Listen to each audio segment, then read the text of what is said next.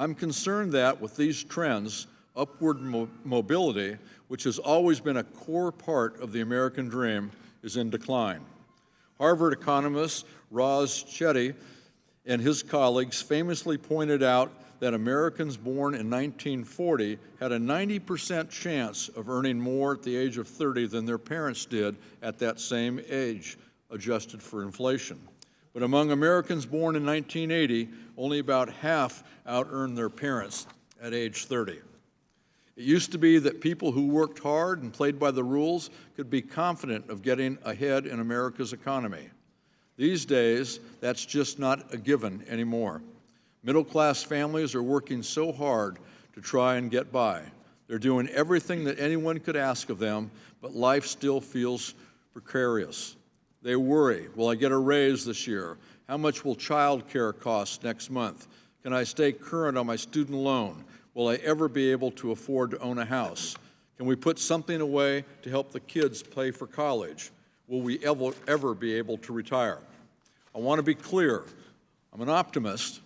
I want our work here to reflect the idea that we can do good for the people we represent. The policies we enact should result in security, stability, and prosperity for generations to come.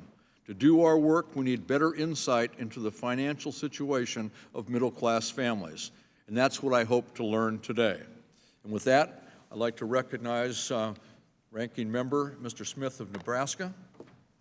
Thank you, Mr. Chairman. Congratulations on receiving the gavel for the subcommittee, and thank you for holding the first hearing for our subcommittee of the 116th Congress. I appreciate the opportunity to discuss how middle-class Americans are faring in today's economy.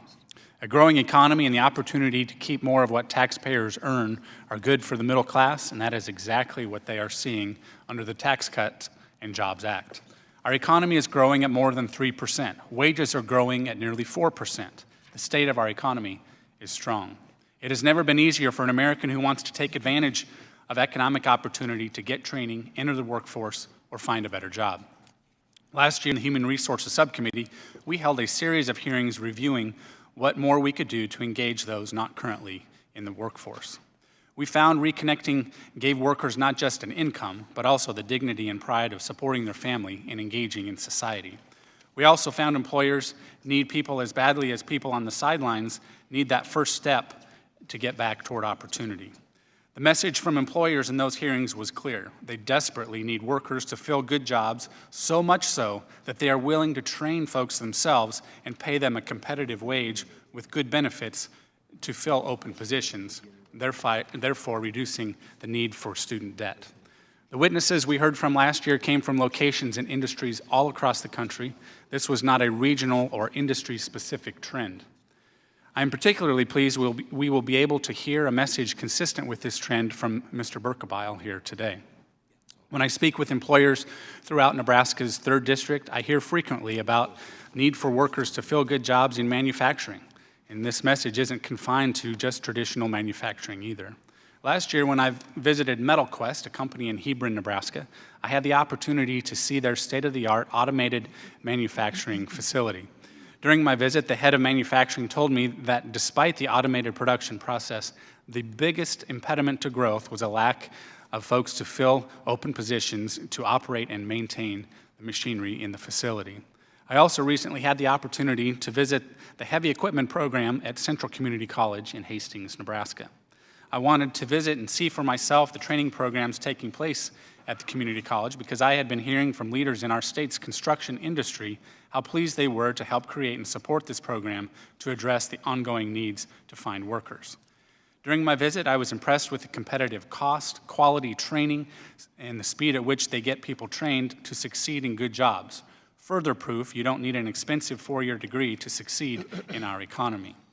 I'm pleased to see that Dr. Ettinger, the president of the largest community college in Massachusetts, agrees community colleges have an important role to play in preparing their students for jobs. In Massachusetts alone, there will be a need for 65,000 such jobs in the coming years.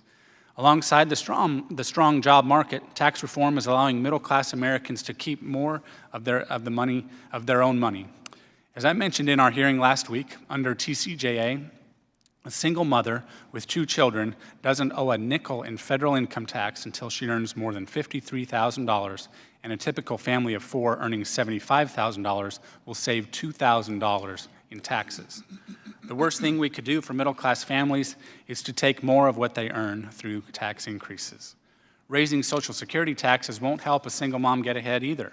Increasing the gas tax and raising taxes as part of a Green New Deal won't help stretch paychecks either. Repealing corporate tax reform, something even President Obama supported and included in his budget, won't help add new middle-class jobs. Tax reform shouldn't be a once every 30 years event. We should work every year to ensure the tax code is working well for as many Americans as possible. We should view any changes to tax policy with an eye toward helping Americans help themselves and their neighbors, not with the goal of collecting more money so we can grow government on the backs of hardworking Americans. Thank you again to our witnesses. I appreciate your sharing your insight and expertise on what I would say is the front lines of our economy. So I'm glad you're here today. Thank you for holding this hearing, Mr. Chairman, and I yield back. Thank you, Mr. Smith. We've got a great panel of witnesses today who I believe will be able to really open the pages on how the middle class is faring in today's economy, and I know we're all anxious to hear what you have to say. I'd like to first introduce, I'll go through and introduce all the witnesses, then we'll just go in order for your testimony. First, we have Dr. Mark Zandi. Dr. Zandi is the chief economist at Moody's Analytics and should be a familiar face to my colleagues here in the committee. Thank you for joining us, Dr. Zandi. Dr. Heather Boucher is the executive director and chief economist at the Washington Center for Equitable Growth. Dr. Sarah Collins is vice president of healthcare coverage and access at the Commonwealth Fund. Mr. Kevin Brown is the former president of the California Association of Realtors. Dr. Pam Ettinger is president of Bunker Hill Community College. Ms. Tatum Tiradu is a mathematics and special education teacher at Ballou High School here in Washington, D.C., and a proud Marine. And finally, Mr. Guy Burkebile is the owner of Guy Chemical Company in Somerset, Pennsylvania. Thank you all for being here with us today. And we'll start, Mr. Zandi, with you. You'll each have 5 minutes for your testimony. Your full testimony will be put in the record. If you can contain yourself to 5 minutes, that'd be very helpful. Mr. Zandi, thank you. Thank you, Chairman Thompson and Ranking Member Smith, for the opportunity to be here, and to the entire committee to allow me the opportunity. I am the chief economist of Moody's Analytics, but the views I express today are my own. And just for sake of disclosure, I'm on the board of directors of MGIC, one of the nation's largest mortgage insurers, and I'm the lead director of Reinvestment Fund, which is a large CDFI headquartered in Philadelphia, which is my hometown. So thank you. I have 3 points to make in my remarks. Point number 1 is that middle-class Americans are struggling. Despite nearly 10 years of economic expansion, believe it or not, if the expansion continues on through June of this year, it'll be 10 years old, the longest in history. And moreover, we are in the midst of the longest period of job growth in history, going back to 2010. But despite that, middle-class Americans are having a difficult time. One of the best statistics to see that is real median household income. Median meaning half of the folks make more than that, half make less. That's a little over $60,000 a year. Over the past 2 decades, real median household incomes have not grown very much. In fact, just barely outpacing the rate of inflation. More disconcerting, middle-class households are unable to raise their wealth. The net worth, the median net worth of households, of the median household is about $100,000. That's the difference between what they own and what they owe. That is no different today than what it was on an after-inflation basis from what it was 30 years ago. So it goes up and down and all around with the stock market and housing values, but no real progress there. Middle-class Americans can't save. The saving they've over the last 20, 25 years have effectively been unable to save. Some periods they save, some periods they dissave, net, no savings whatsoever. Of course, as the chairman mentioned, debt levels are very high, particularly education levels. In fact, one interesting statistic, 10% of all households in the middle quintile of the distribution, that's 20% of Americans in the very middle of the distribution, 10% in the last data have had, in the last year, an experience with serious delinquency on some type of consumer credit or mortgage. So even despite the solid economy, middle-class Americans are struggling. Point number two, lots of reasons for this, obviously. Clearly the financial crisis 10 years ago was devastating for all Americans, very, very hard on middle-class Americans. One reason why their net worth hasn't been able to recover. They've been just digging out from under. The unemployment rate, if you recall, peaked at 10% in the immediate wake of that downturn, and it's taken a long time to get back to full employment. Another factor that's not going to go away, there's broad secular forces at work here too, not just cyclical forces, is the pace of technological change, particularly information technology. Now this is the growth in technology, the advances in technology lift all Americans' wealth, but it's particularly hard on middle-class American because it effectively, they get coded out by the information technology. And if they don't have the requisite skills and education, and many do not, when they lose their jobs, and they are losing their jobs, they go down the income distribution, they don't go up. So it hollows out the middle. And this obviously is a trend that's going to remain in place for the foreseeable future. And again, something that's, we want the change, we want the technology, it's improving living standards, but it's very, very hard on middle-class Americans. So given that, this gets to point number three, we got to do something about it. Lawmakers need to act, and one of the most obvious things is don't allow tax rates on middle income Americans to rise. Under current law, they do rise in the middle part of the next decade. That would be a mistake. I do think tax rates on higher income households should revert back to previous law, that the tax rates are inordinately low. Tax revenues as a share of GDP about as low as it's been in 50 years. And we need the revenue to pay for other programs that will help the middle class. And let me mention two or three different programs I would focus on. First is infrastructure. I think that is key to growth. It provides an immediate lift to middle income jobs, construction, manufacturing, transportation. It opens up different parts of the country that are now locked out of this successful economy in rural areas, inner cities.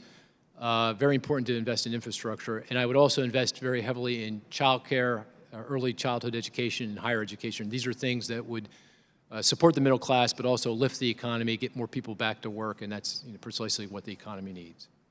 So given that, I appreciate the opportunity. Thank you very much. Thank you, Dr. Zandi. Dr. Boucher? Thank you. Thank you, Chairman Thompson and Ranking Member Smith, for extending an invitation to me to speak today. I'm honored to be here. My name is Heather Boucher. I'm the Executive Director and Chief Economist at the Washington Center for Equitable Growth.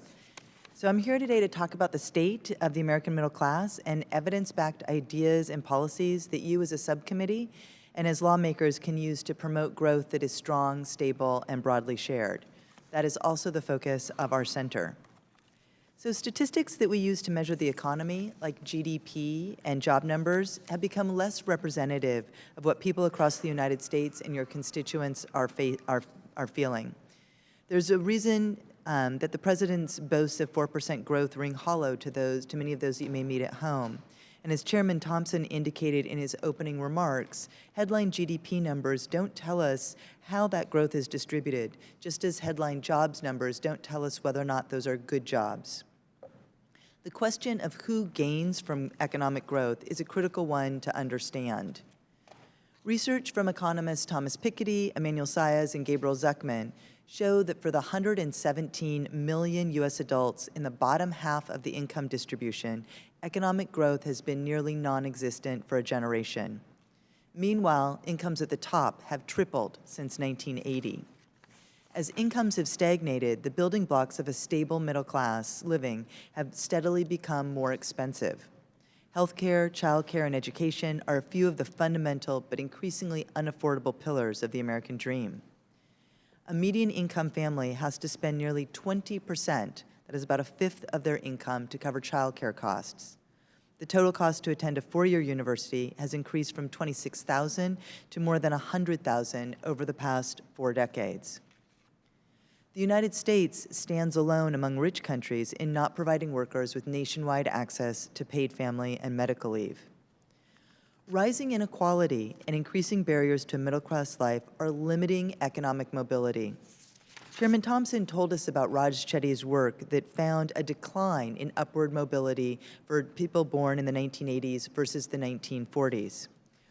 What that study also showed was that the way to address that the reason that we saw this lower economic mobility was because of the rise in inequality. Their analysis shows that 70% of the decline in upward mobility happened because of rising inequality. So to improve mobility, we also need to address inequality. This subcommittee has a vital role to play in rebalancing policy towards the majority of Americans. The Tax Cuts and Jobs Act is contributing to inequality in the United States by lavishing benefits on corporate shareholders and the already wealthy. The act cut taxes for those at the top while decreasing the revenue available to fund investments in family economic security, education, healthcare, childcare, and housing. The purpose of the tax system, as with public policy in general, should be to support the living standards of U.S. families, not just those of the very wealthy. So what can you do about this? The policy agenda should comprehensively address economic issues at the bottom, middle, and top of the income spectrum. At the bottom end, to help people move into the middle class, one easy step is to preserve and expand the evidence-backed refundable tax credits, like the Earned Income Tax Credit and the Child Tax Credit, which lifted 8.9 million Americans out of poverty in 2017. In the middle, it's really important to make sure that the fruits of growth are widely shared and to make the economy work for workers and their families. I want to echo what Dr. Zandi said. It's very important to focus on infrastructure investments, and we need to make sure that families have what they need, including access to high quality and affordable childcare, and to offer them paid family and medical leave. And we need to know more about how to address incomes at the top. Many of the statistics that we rely on to inform us about the state of our economy are measures of the average. Yet in an era of rising inequality, these overall GDP numbers are becoming ever more less informative about the experience of most Americans. The Measuring Real Income Growth Act, introduced by Congresswoman Maloney, would disaggregate quarterly or annual GDP growth numbers. This would tell us what growth is experienced by people across the income spectrum, giving us more information to help guide policymaking. Instead of promising 4% growth, the goal could become 4% growth for the middle class with these new numbers. This data should be made available in real time so that we can design policies to lift up those groups that really need it. Thank you again for inviting me. I look forward to your questions. Thank you very much. Dr. Collins? And members, and Ranking Member Smith and members of the subcommittee for this invitation to testify on how middle-class families are faring in today's economy. My comments are going to focus on the current status of health insurance coverage among people in the United States who get their insurance through their employers. Job-based health insurance continues to be the primary source of insurance coverage for the majority of the U.S. population. More than half of residents under age 65, about 158 million people, get their health insurance through an employer. Two recent studies by the Commonwealth Fund indicate that families' costs for employer health insurance are rising faster than median income. Moreover, even as costs climb, families aren't receiving higher quality insurance. The amount they have to pay out of pocket before their insurance kicks in continues to rise.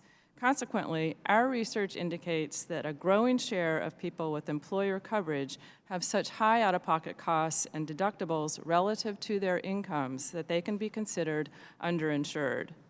People across the country are not experiencing healthcare costs equally. This variation stems from differences in the size of employer premiums across states, how much employees are required to contribute to their premiums, the size of their deductibles, and the widening disparity in median incomes across the country.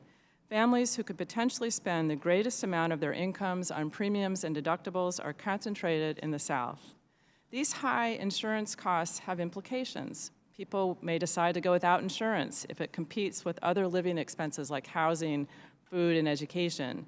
And people who maintain their coverage but who are underinsured may make similar trade-offs. Commonwealth Fund surveys find that underinsured adults are much more likely to skip needed care, like filling prescriptions or going to the doctor when they're sick, than are people who are not underinsured. In addition, people who are underinsured are much more likely to report problems paying medical bills or to say that they're paying off medical debt over time.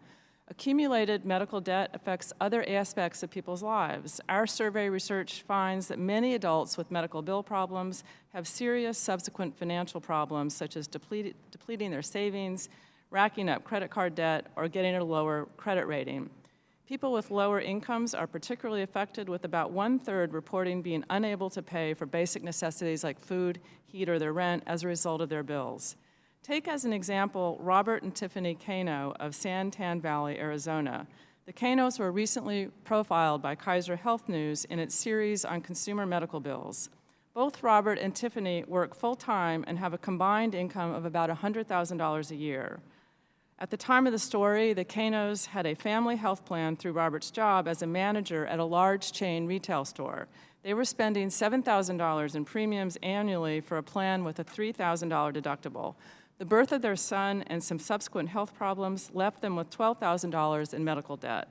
Robert has taken on 3 additional part-time jobs to pay off their debt, and they estimate that it will take 2 more years to pay it off. Concerned about accumulating more debt, they have postponed needed health care for themselves and their baby. Tiffany, who works for a regional bank, uses a prosthetic limb because of a birth defect that required her leg to be amputated below the knee as a child. She now needs a replacement prosthesis to accommodate changes in her body since her pregnancy.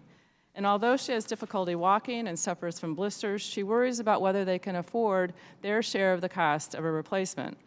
The personal pain and financial stress suffered by families with high medical costs present a fundamental dilemma for employers.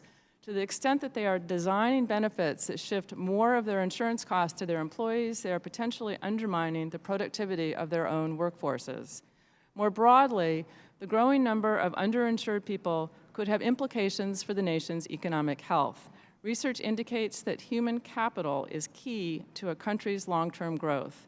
In a landmark study in 2003, the Institute of Medicine concluded that people who lack adequate health insurance have fundamentally different life experiences than those who are adequately insured, including lower educational attainment, lifetime earnings, and life expectancy. At the time of the study, the IOM estimated that the aggregate cost of uninsured people's lost capital and earnings from poor health and shorter lifespans fell between $65 billion and $130 billion annually. The U.S. has insured 20 million more people since the IOM study through the Affordable Care Act's coverage expansions.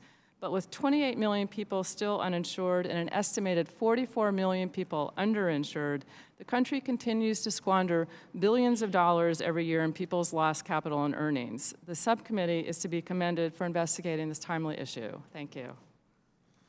Thank you very much. Mr. Brown. Chairman Thompson, Ranking Member Smith, and members of the subcommittee, thank you for the opportunity to be here today to testify on behalf of the 1.3 million members of the National Association of Realtors about the vital issues of middle-class families and barriers to home ownership. The American dream of home ownership is not dead. 92% of renters aged 34 and younger aspire to own a home, and for good reason. The economic and social benefits to families, communities, and the nation are overwhelmingly positive. The importance of home ownership and household wealth building is difficult to overstate.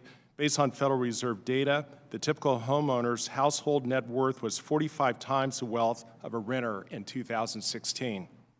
In addition to tangible financial benefits, studies show home ownership brings many other advantages, including increased stability, higher educational achievement, better health, and lower crime.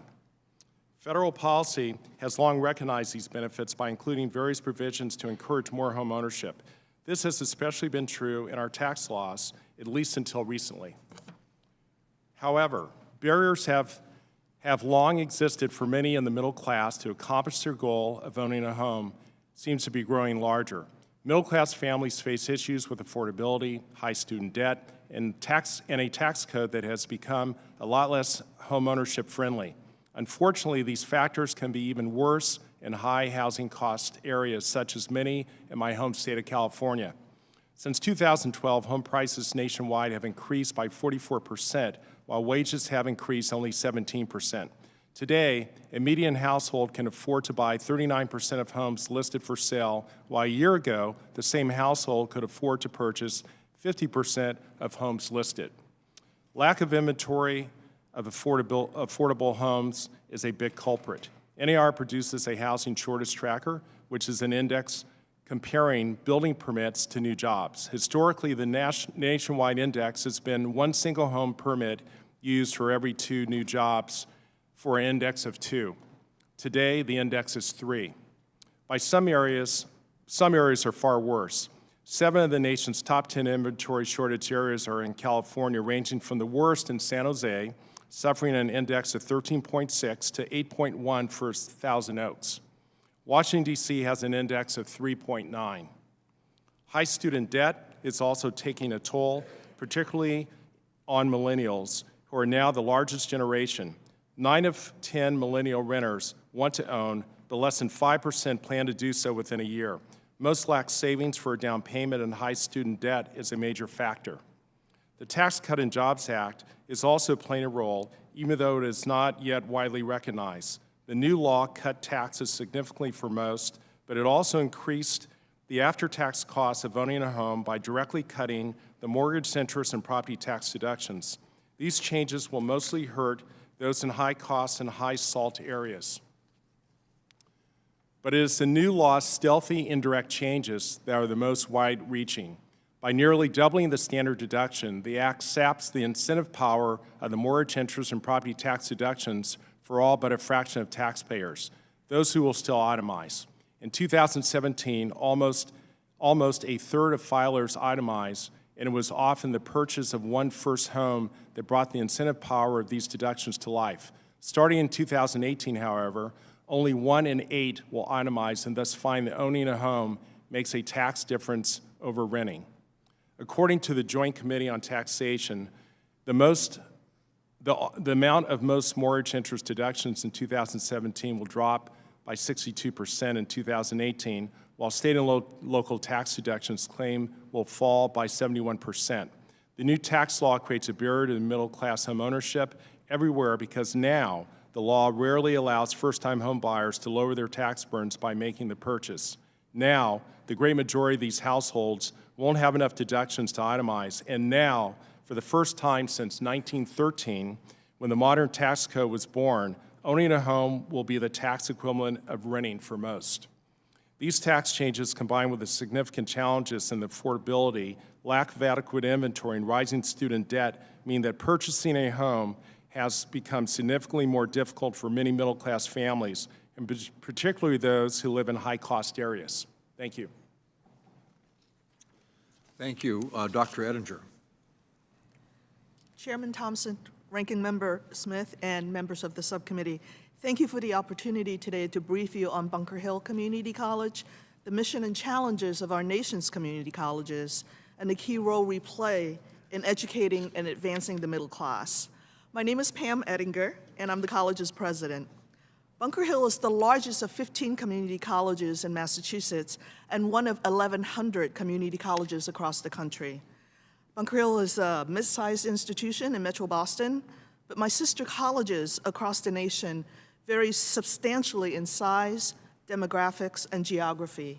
We're urban, we're rural, and we're suburban, and we range from under 1,000 students to 50,000 students. Together, we educate 13 million students, 1 out of every 2 undergraduates in the United States. In fact, both middle and lower income students are more likely to attend community colleges than any other type of higher education institution, private 4 years, public 4 years, or for-profit. You might know us best as educators of our first responders in emergency health, fire and public safety, but increasingly, we are also the source of the future workforce for what we call new-collar jobs, jobs that are middle skills requiring some post-secondary training and pay well. Jobs in IT, in STEM, big data, healthcare, manufacturing, and the creative economy driven by the expansion of gaming and artificial intelligence. We are poised to shore up the work infrastructure of the crumbling middle class and to lift those in poverty through higher education. You hear often that not everyone needs to go to college, and that's true. The concept of college as a 4-year experience is not for everyone, but some training beyond high school is not only important but imperative to working in this new collar economy. Between 1980 and 2015, the earnings of men with a BA rose 29%, while the earnings of men with only a high school education fell 7%. Men who never finished high school saw their earnings decline 24% during those 35 years. The rise of earnings for women with college education is even more dramatic. College used to be a sure ticket onto the middle class, but now it's a prerequisite. In Massachusetts alone, we must fill some 65,000 middle skills jobs by the end of the decade and the beginning of the next. Those new collar jobs are critical to economic growth and innovation, and they're the new path to the middle class. Our hopes of a vibrant workforce of filling these new collar jobs lies in education and training of our adult workers and adult learners. Yet this realization is not widely acknowledged the way it should be, and we see even fewer evidence of it in our policies and our operations. Already, our students are not who you think they are anymore. They're not kids, not 17 or 18, going to college full-time and supported by mom and dad. The demographics at my own college tells the story. We have 18,000 students a year. Only a third of them are traditional age. The average age is 27, and the median age is 24. They're likely to be the first in their family to go to college. Many are immigrants living in gateway cities. 3 out of 4 work, and many of them full-time. 3 out of 4 are parents and likely taking care of parents of their own. 77%, that's over 3/4, are in the lowest 2 quintile of income. Out of the 18,000, 8,000 are on financial aid, and out of the 8,000 on financial aid, 1,000 of them are on SNAP. This is a pretty representative profile of the low and middle income first time to college working students across all geography. Even though adult students know that college is their path to the middle class, education is not at the center of their lives. Their family, their children, their jobs, and usually there's more than one job, are their priority. Schooling happens when they can afford it, often a class or 2 at a time. Our students are 1 car battery, 1 pediatric visit, and 1 small disaster away from dropping out. Yet they're courageous enough to enroll and persist. Our students take an average of 4 to 5 years to complete their associate degree, and slightly shorter for certificates. If we know that the adult learners have good work ethic and are serious about getting ahead, and will be the key to the labor force, what's holding up progress? What is needed? I would suggest to you 2 things. 1, we give up the notion that students be college ready and insist that our colleges are student ready. We must meet the students where they are, physically and metaphorically. Give up the mental model of the 4-year college and align our financial and college policies with the reality of working adults. 2, we count the basic needs of food, housing, transportation, and childcare as essential education costs and fund them. It is true that Pell Grant pays for tuition and fees, but the average unmet need comes close to $4,500 a year for my students on my campus. There's no mom and dad to call here. It is not a coincidence that all 15 community colleges in Massachusetts have food pantries and emergency aid offices. Make applying for financial aid simpler by simplifying the FAFSA, the federal application for aid, and cover the full essential costs of our adult students. Thank you. Ms. Toronto.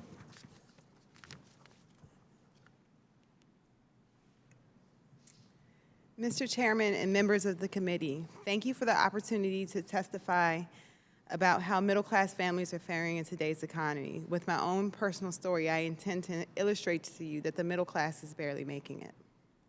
My name is Tatum Tirado, and I'm a highly qualified mathematics and special education teacher at Ballou High School here in Southeast DC. I am 36 years old and have two gorgeous daughters, a 13-year-old and a 6-year-old. When I graduated from high school in 2001, I wanted to attend college, but the limited academic scholarships I qualified for were not enough to make college truly affordable. Instead, I enlisted in the United States Marine Corps. I was in boot camp on September 11, 2001, and I watched the towers fall on an old tube TV in a squad bay on Parris Island in South Carolina. In the fleet, I was an ordnanceman in the now decommissioned Marine Attack Squadron 513. I have multiple commendations from a year-long tour in Afghanistan in support of Operation Enduring Freedom. I am a disabled veteran with combat experience. While in the Marine Corps, I developed type 1 diabetes, and I was awarded early retirement for medical reasons in 2006. As a veteran, I was able to use a combination of the Montgomery GI Bill and vocational rehabilitation and employment services to complete my undergraduate degree. I attended the University of West Florida in Pensacola, Florida, where I graduated with a Bachelor of Science in Mathematics with minors in professional education and physics.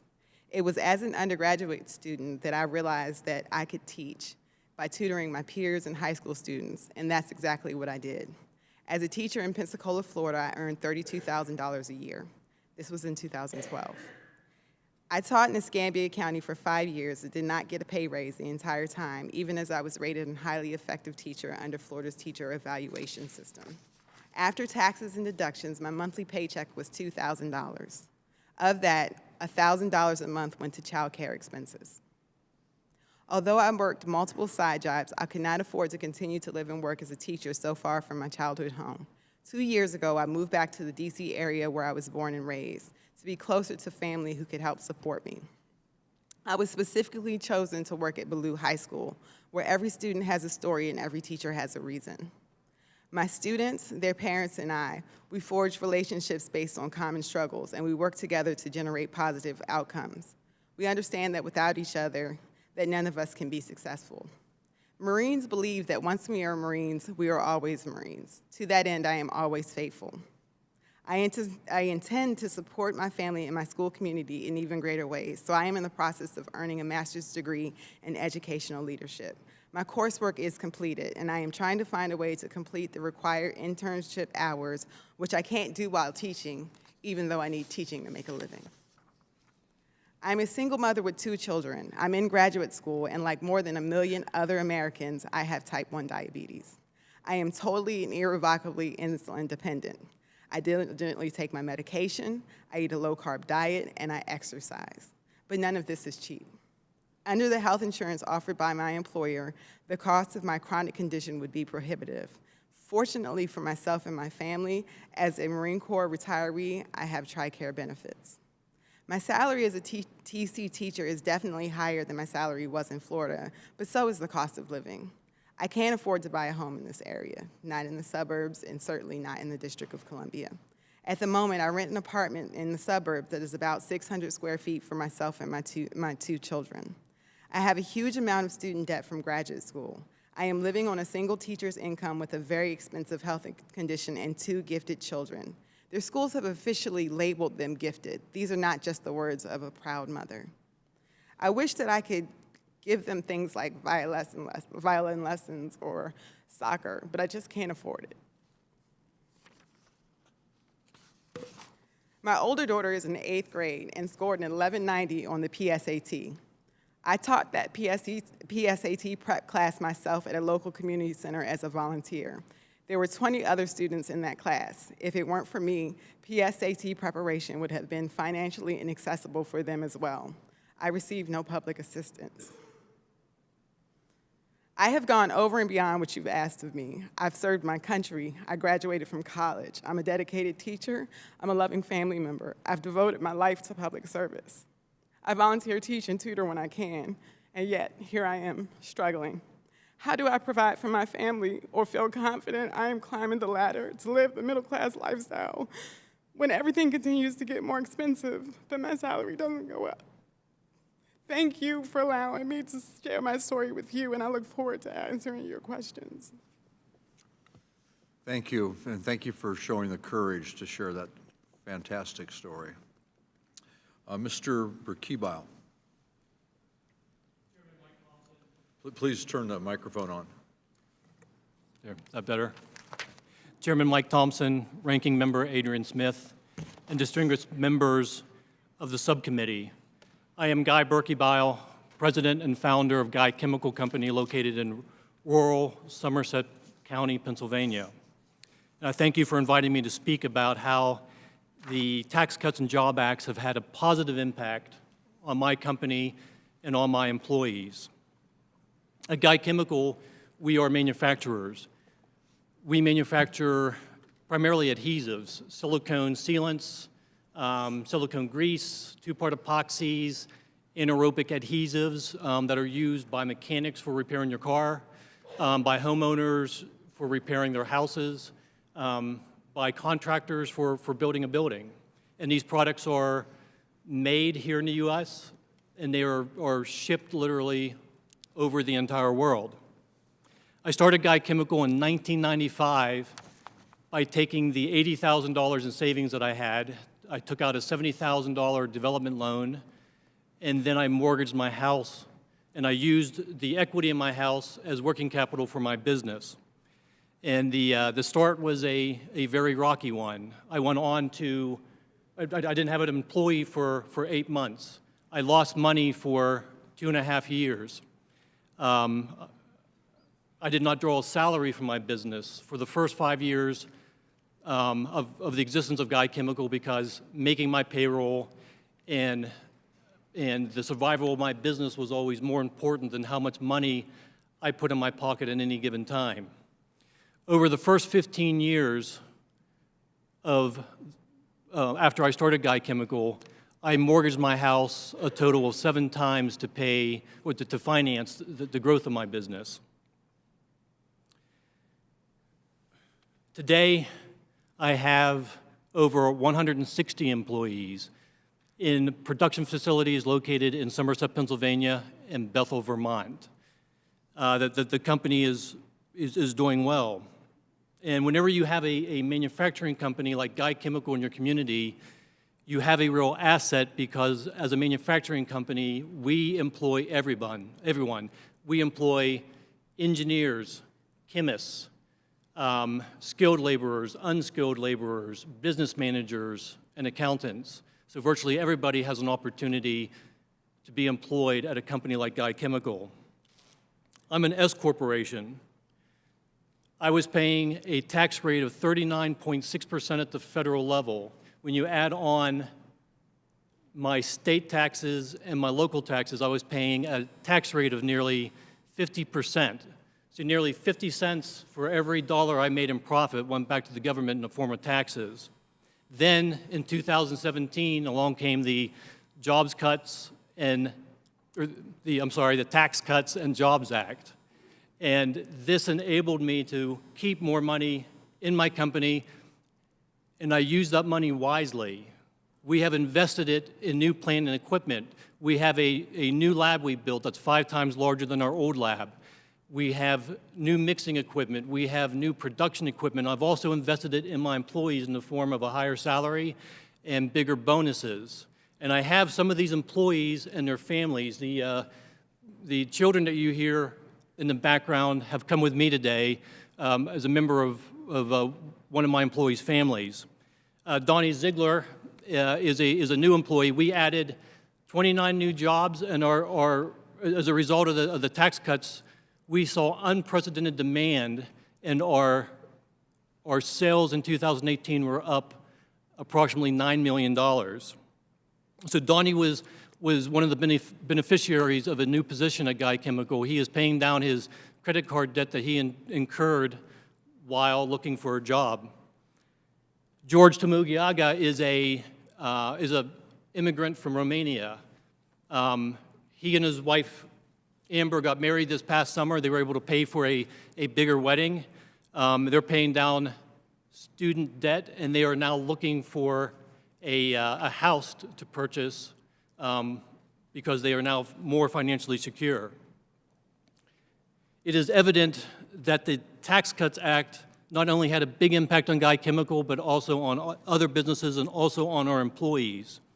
On behalf of Guy Chemical and the many other small businesses that have benefited from the Tax Cuts and Jobs Act, I thank the committee for giving me the opportunity to speak today. Thank you. Well, thank you, and congratulations on a successful small business. All of us who have small businesses know how tough it is to make it, and it sounds like you've done well, so congratulations. Thank you to all the witnesses. Now we're going to proceed under the 5-minute rule with questions for the witnesses, and I'll begin by recognizing myself for 5 minutes. Dr. Zandi, the first thing I'd like to talk with you about is the situation involving millions of Americans whose tax refunds are much smaller than usual this year. I'm assuming you've read the same articles and seen the same reports that I have. And I know that my Republican friends spend a lot of time saying that their tax law would give people bigger paychecks, but we're starting to see evidence now that the drive to show higher paychecks after passage of the tax law has led to a significant drop-off in the size of tax refunds, and so many middle and lower income taxpayers depend upon those, and many Americans who are used to getting tax refunds will instead owe taxes in April. Can you briefly describe the withholding, what withholding is and why it's done? Yeah, taxpayers withhold from their income or set aside part of their income towards their tax liability. Withholding is very important because it avoids the problem. You get to April 15th and you have this huge tax bill you have to pay, which for obviously many Americans, particularly lower middle income Americans, would be a very severe hardship. Couldn't do it, and there'd be a lot of financial pain and suffering.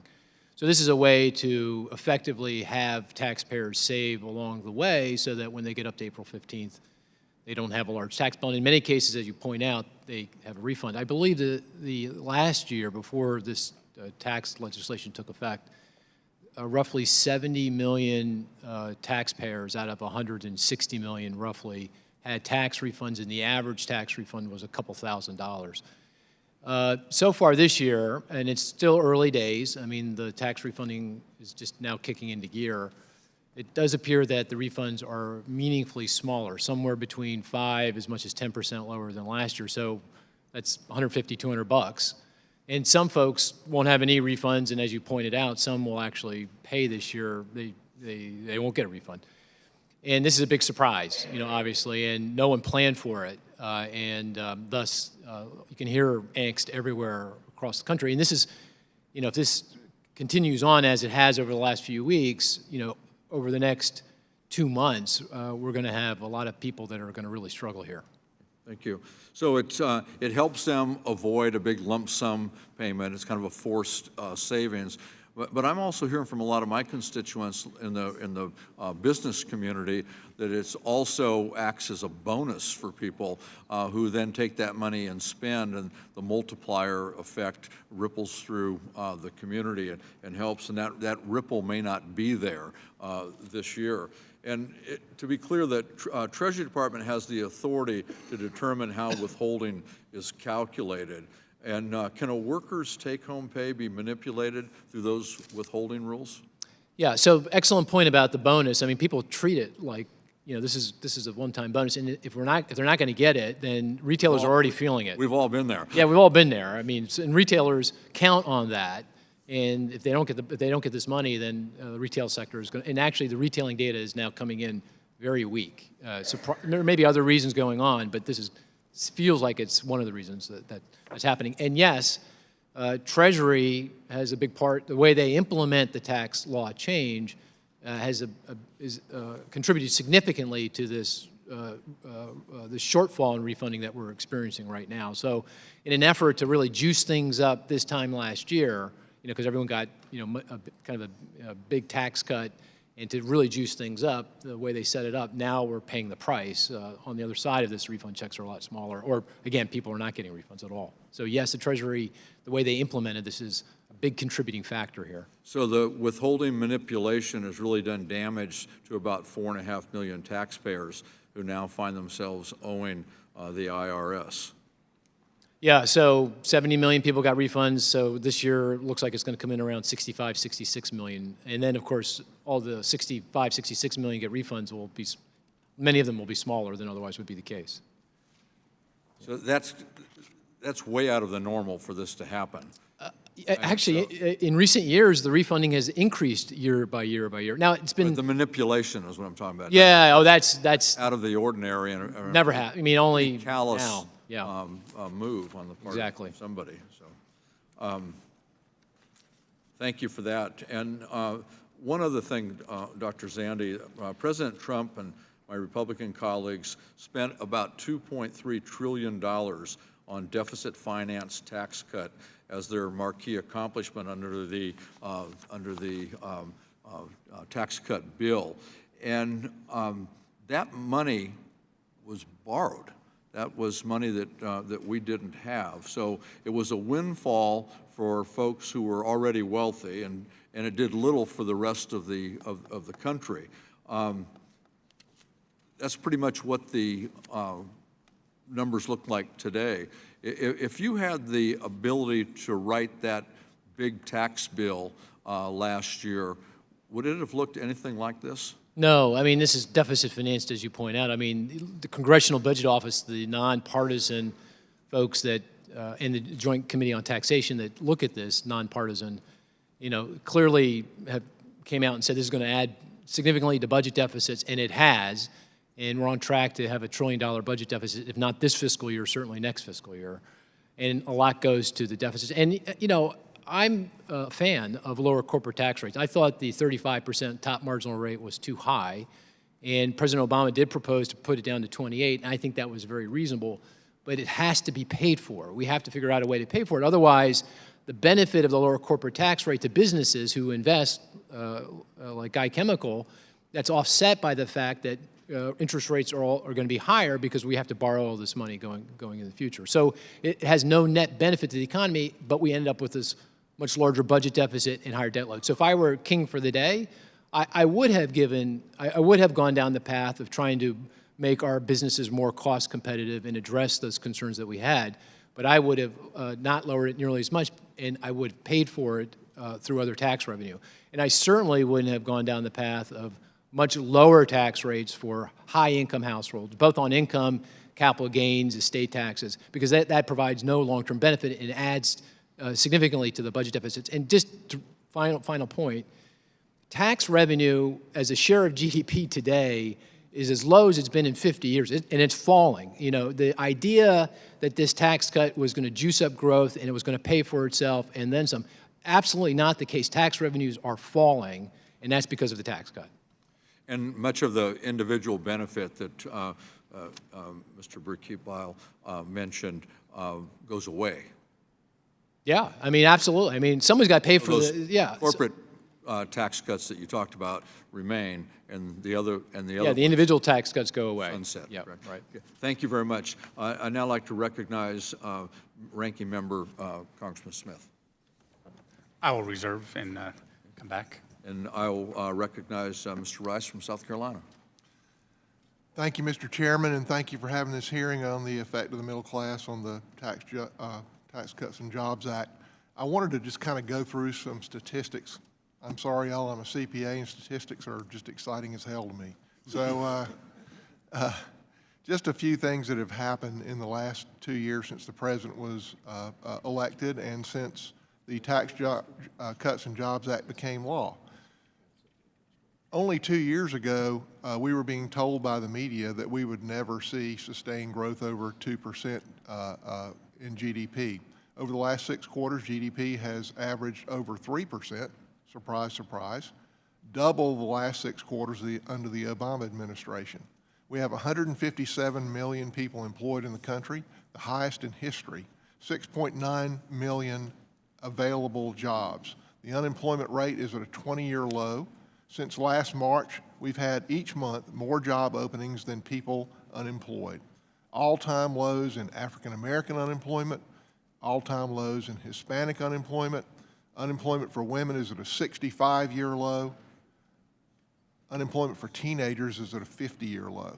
My goodness, how can we not be just celebrating these figures? It's harder to find blue-collar workers than white-collar workers for the first time in decades. Florence Darlington Tech, in my community college in my district, They tell me that they could place 1,000 diesel mechanics tomorrow. Horry Georgetown Technical College in my district has just started a free program, free tuition. It's not discounted. You don't have to get a loan. It's free. It's a 6-week education in construction, welding, or electrical, and they not only pay the tuition, they also pay your bus fare to come, and they struggle to get people to show up. Wages rose 3.2% in 2018, the highest in 12 years. Consumer spending over the holidays was the highest in 6 years. Small business confidence is the highest in 15 years. In the 2 years since the president took office, we've gone from 10 years of economic stagnation to a long overdue economic boom. These statistics are the things that I'm the proudest of. I have the poorest county in a poor state, South Carolina, Marion County, South Carolina. Poorest county in South Carolina is in my district.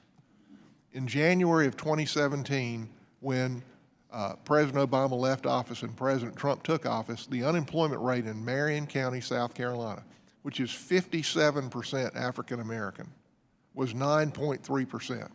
Today, 4.7%. Dillon County, South Carolina, think about that, 9.3 to 4.7. The unemployment rate was cut in half. My goodness, how can we not celebrate this incredible success? Dillon County, South Carolina, January 2017, 6.5%. Today it's 3.8%, 47% African American. Marlborough County, which is 51% African American, when President Trump took office, 7.6% unemployment. Today, 4.1% unemployment. These are staggering statistics. What an incredible success. What an opportunity for the middle class. And I think their future is brighter now than it has been in decades. A growing economy lifts all boats, but we can do more. You see, I think I understand why the middle class has struggled really since about 1990.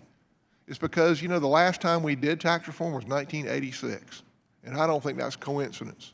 In those 30 years since then, economies around the world have designed themselves to be competitive with us, and they've been successful in attracting our companies and our jobs away. But the Tax Cuts and Jobs Act stopped that flow. In fact, it's starting to reverse. Over 300 manufacturing jobs created last year. And we can do a lot more to make our economy competitive. If we can work on these trade agreements and make them fair to America. 30 years ago, we could enter an unfair trade agreement. We were so far ahead of the rest of the world, but we can't do that anymore. And President Trump and this committee are working actively to make our trade agreements fair. We need to work on merit-based immigration. Like most countries use their immigration system to make themselves more competitive. And finally, we need to stop the endless flow of people who work for nothing. The illegal immigrants that come over here and work for nothing, because who does that affect? That overwhelmingly affects people on the lower end of the scale. And of course it depresses wages, and of course it holds our middle class down. I could keep going, but the chairman is tapping. I yield back. Thank you. I recognize Mr. Doggett to inquire. Well, just picking up right there, most every objective economic study, whether it's from the U.S. Chamber of Commerce or independent economists, shows that if we move forward with comprehensive immigration reform, it would be a boon to our economy. And that even just doing the modest step of assuring the future of our dreamers, these talented young people, most of whom have never known any country other than America, let them achieve their all, that would be a growth incentive in Texas, in our southwestern states, and in many other parts of the country. But I want to pick up with these statistics with you, Dr. Zandi, because as I recall, you provided us some pretty sound advice about how we try to dig out of the financial debacle that President Obama inherited. And isn't it correct that with the enactment of the stimulus, which was unfortunately along partisan lines, right up until the time that President Trump was sworn into office, we had steady economic growth. We had jobs, we had job growth, we had economic progress well underway. Yeah, yes, we did. I mean, just unemployment. Unemployment peaked exactly at 10% in late 2009. You know, President Obama became president in January of 2009. Stimulus package was passed in February of 2009. The recession ended in June of 2009. We lost 1 million jobs in January of 2009. Remember back to that fateful month. Unemployment peaked at 10. When he left, the unemployment rate was down closer to 5.5%, 5.5%. And what we've seen since is a continuation on that steady improvement. And here's what I'd say. If I go out and borrow money and go out and spend the money I just borrowed for a brief period of time, it's all going to feel pretty good, right? It's a sugar high. Absolutely. And of course, I have a bill to pay. And when the money is gone, what happens? The good times are over. So enjoy it while it lasts, because the economy is already slowing. Growth in Q4 is going to come in somewhere around 2 to 2.5%, which is exactly where it was before the tax cuts, and it's going to be lower than that in Q1. And we're not getting back to sustained growth of 3% under the current tax law. And let me say one other thing. You are absolutely right about immigration reform. If you want strong, sustained economic growth, I mean, if you want 3% growth sustained in something we can support in the long run, it's immigration reform. We need more immigrants, not fewer immigrants. Thank you. And there really is, as near as you ever get to economic consensus, that our growth rate is slowing, and it is burdened by the huge amount of debt that you told us to avoid when we were considering this tax law last year, right? Exactly. I mean, it was pretty obvious, and the CBO and the Joint Committee on Tax was telling you this, and we're getting exactly what the script is. I'm pleased that every amendment that we offered as Democrats trying to improve that bill was fully paid for. Would your advice be to the committee that out of concern for this huge amount of Republican debt, we ought not to be doing things that will add to the debt further with unpaid tax cuts? Absolutely. I think we're losing that very important fiscal discipline. We need every tax cut, in my view, every spending increase has to be paid for. We have to figure out how to do that. And Dr. Boucher, you, like Dr. Zandi, mentioned the need for some improvements with childcare, with infrastructure, with getting a competitive workforce. Dr. Ettinger, certainly our community colleges. Isn't really the primary need there for some direct expenditure to strengthen our community colleges, to meet our workforce training needs with effective programs, and not just more inefficient tax credits and tax cuts? 100%. I'll be quick so that we can hear from the community college expert as well. I mean, I would say two things. I mean, first, part of what the tax reform did, the tax cuts did, was starve the government of the ability to make these much-needed investments. And we're not seeing the investments that we need to be making in infrastructure, in early education, in education writ large, in healthcare. These are all things that are demonstrably going to improve our economy moving forward on a stable path, not like the, as you just called it, sugar high we're on now. So I would 100% agree. On the question of tax credits, certainly we do need to be making these investments and encouraging investments where businesses aren't making them. Let me just ask, with my time expiring, can any of you tell me how you spent the $4,000 in average adjusted income that President Trump and this crowd said you would get every year as a result of this tax cut? Anybody get their $4,000? Just another of the phony promises that were made for a measure that does not work. Thank you. Mr. Swag. Thank you, Mr. Chairman. Just for the fun of it, Mr. Doggett, many of us absolutely agree immigration is a crucial part of future economic expansion. And if you'll work with us on developing what the rest of the industrialized world has done, which is a talent-based system, because as we can see from the literature, and I don't think any of you are part of but lots and lots of the robust literature says a talent-based system is where you get your maximum multiplier.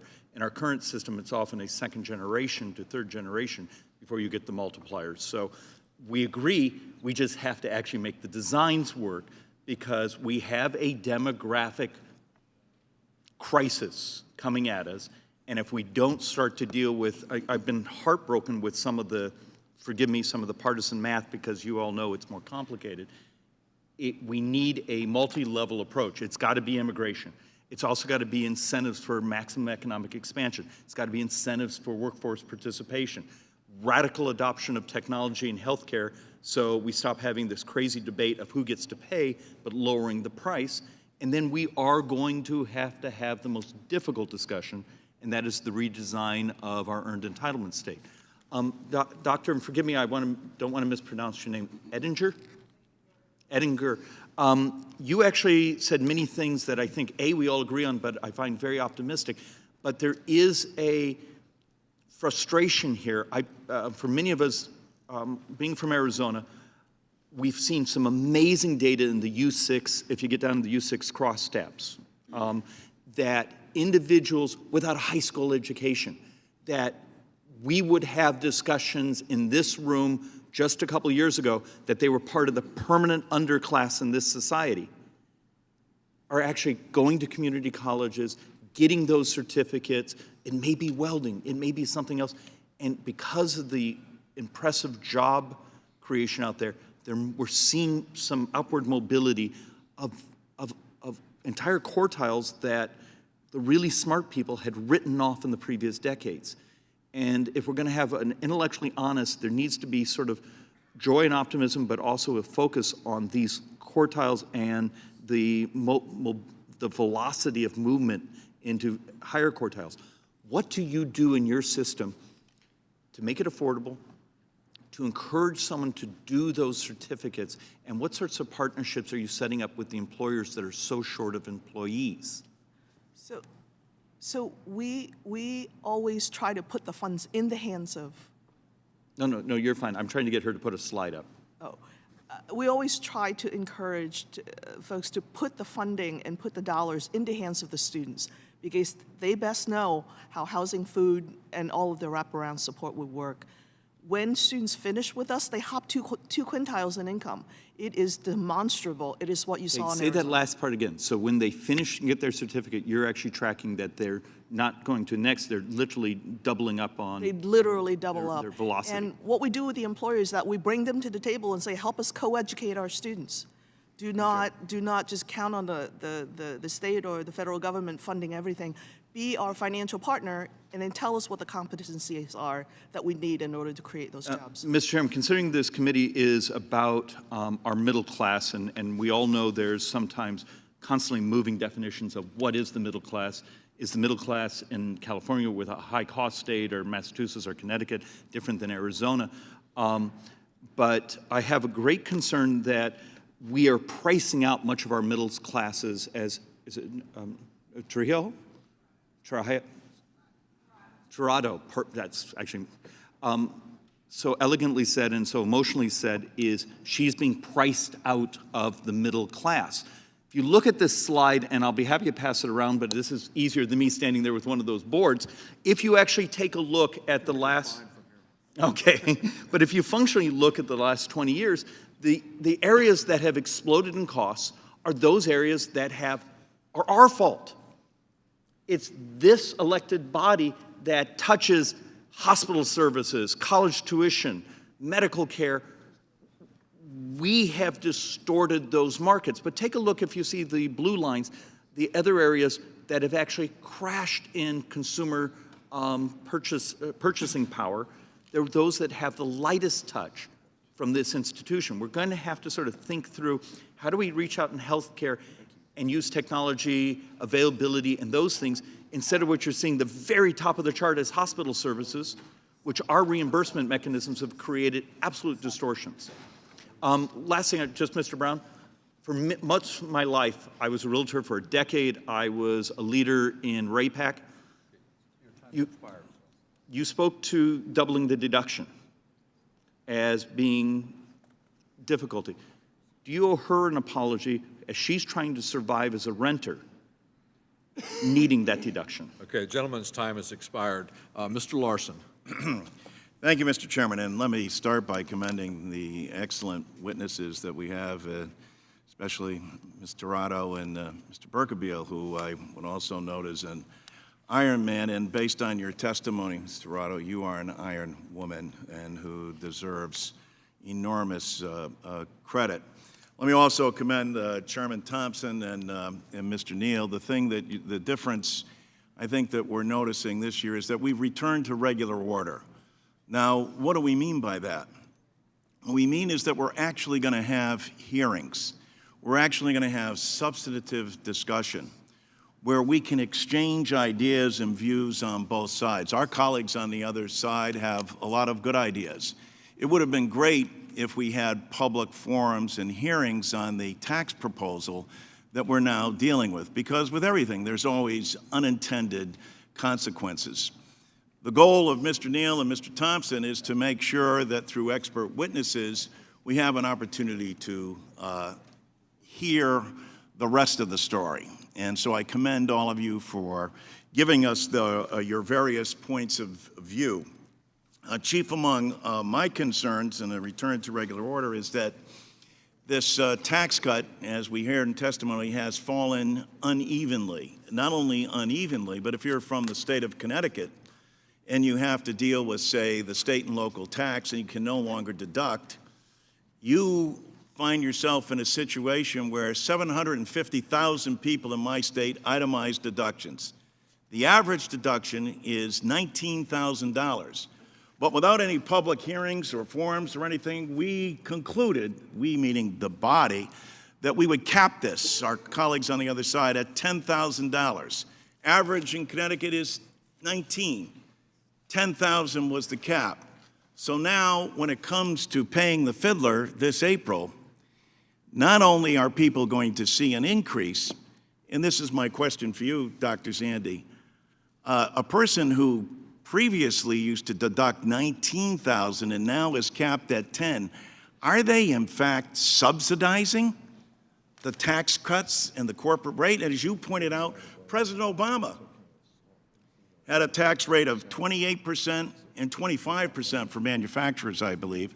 However, there was never a hearing in the 8 years that they were in control on any of Mr. Obama's proposals to reduce taxes.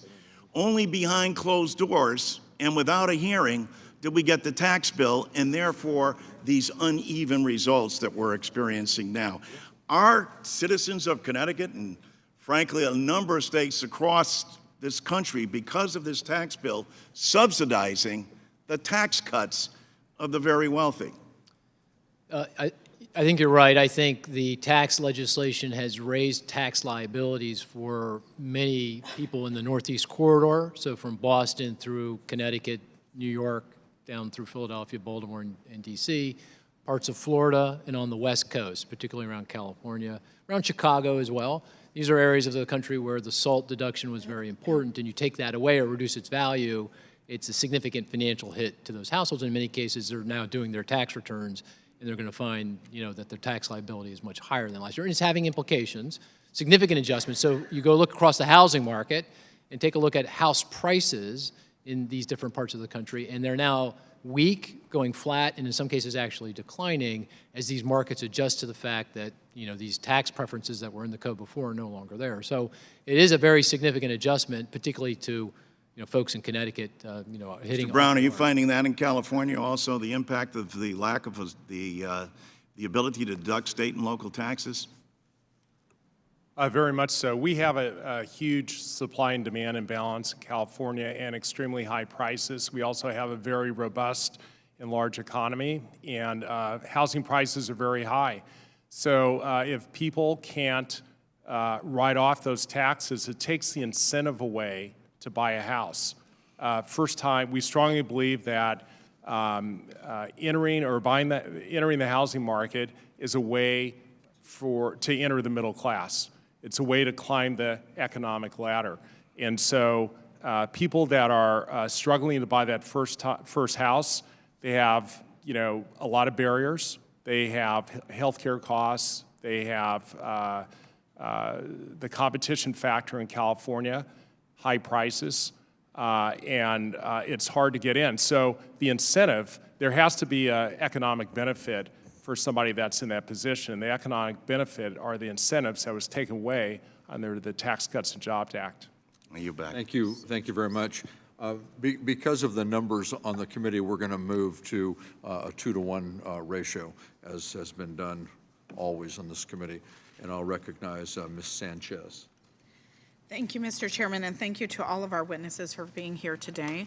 I'm pleased that we're beginning the long overdue process for hearings on tax reform, although I think, as Mr. Larson mentioned, it would have been better if we had done those hearings prior to when the Republicans passed their tax bill, but here we are. Republicans held the committee gavel for 8 years, and in that time, they used that time to focus on multinational corporations, while middle-class and aspiring middle-class Americans often had to take second jobs to make ends meet. It's impossible in this hearing to address all of the missed opportunities that we could have had in the last tax bill, so I'm going to focus on just a couple. And I want to start with Ms. Tirado. I know that you're a DC native and you spent some time in Florida, but your story reminds me of so many stories that I hear from constituents in Southern California, and I really want to thank you for your testimony, but I wonder if that side of the dais has listened to your testimony, because clearly all this rosy information about how the tax bill has helped everybody, it really hasn't helped you, has it? Yeah, I've been listening, and I've already done my taxes, and I saw some extra money from Maryland. They have some things for teachers, but not from the federal side. So all of the great things that they're talking about from the tax. All these wonderful things, you know, unemployment is down and wages are up. Are you feeling that personally? No, and you know, unemployment rates dropping isn't instantaneous. It didn't happen in the last 2 years. That's a decade's worth of work, and I think that needs to be recognized as well. Thank you. And as you mentioned in your written testimony, you know, I think you've done far more than society asks of you. You've served your country in uniform, you teach, you volunteer in your community, all while trying to further your own education and trying to raise 2 children on your own, which I think is the most amazing thing, are single mothers in this world. I'd like to talk to you about something that hits close to home for me, too. I have 4 boys, 3 of them stepsons and 1 of my own. I want to talk about childcare costs, because all the unemployment in the world isn't going to help working parents afford childcare. You mentioned that childcare costs were not only half of your take-home pay in Florida, but that a need for childcare assistance was one of the factors in your decision to move back to DC. It was. And I'm sure as an educator, you know how important early learning is. Yes. I want you to tell us that as we look to maybe realign some of the benefits so that middle-class families do really get relief, what should we know about your attempts to access quality and affordable childcare? Well, in Florida, childcare was provided to me by a church. You know, church is very important in my community, and my childcare expenses were actually supposed to be $1,200 a month, but I went to the pastor of the church with my situation, and he gave me that discount, so it would only be $1,000 a month, and I took a second job to help me pay for it, and then, of course, the father of my children helped me out as well. But even with all of the help from my ex-husband, from the pastor of my church, I still had to take on a second and a third job. So I worked until 7 o'clock in the evening after teaching all day, and then I worked on Saturdays as well to keep up with childcare. When I look at my students, a lot of my students are late to school every day because they have younger brothers and sisters because their parents can't afford childcare. They have to take their younger brothers and sisters to school first and then come to school. Then they're late. They don't get there till second period or lunchtime. And then we say they were absent from school for the whole day because of the rule that if you miss one class, then you're absent for the whole day. Then we tell them at the end of the year, you have too many absences and you failed the entire school year and have to repeat the year because their parents can't afford childcare. Yeah, So amen. I wish we could, you know, blast that out over every television set and radio in the United States. You've had to get a second job, so the tax bill didn't help you climb out of, you know, the deficit of your wages aren't going up, and you've got student loan debt, and the cost of milk isn't the same, you know, from one week to the next. No. I mean, all of those expenses go up. Interest rates are going up. When you hear like, well, GDP is great and unemployment is low, you know, the reality is those are statistics, but those statistics reflect lower paying jobs or jobs that don't provide the kind of benefits that you need in order to support your kids and make sure that they have health care. I mean, I really want to drive down that point because you can hear statistics, but you hear stories like yours, and yours is not unique. How many people do you know that are similarly situated where they're struggling to afford childcare and basic necessities and their wages aren't going up? Every Time has single expired. teacher I've ever worked with, all the teachers I've ever worked with have the same problem, all of them. Thank you so much for your Thank you testimony. very I much. yield back. Mr. LaHood, you're recognized. Thank you, Mr. Chairman, and I want to thank the witnesses for being here today for your valuable testimony. And Ms. Toronto, thanks for sharing your story and for your service to our country and the military. Appreciate that very much. My district that I represent in central and west central Illinois is kind of the heart of the middle class, lower middle class folks. I'm fortunate enough to represent about 710,000 people, rural agriculture area, but with a lot of manufacturing. And I look at our economy today, and it's the strongest economy we've had in 25 years. And I look at small, medium-sized companies in my district.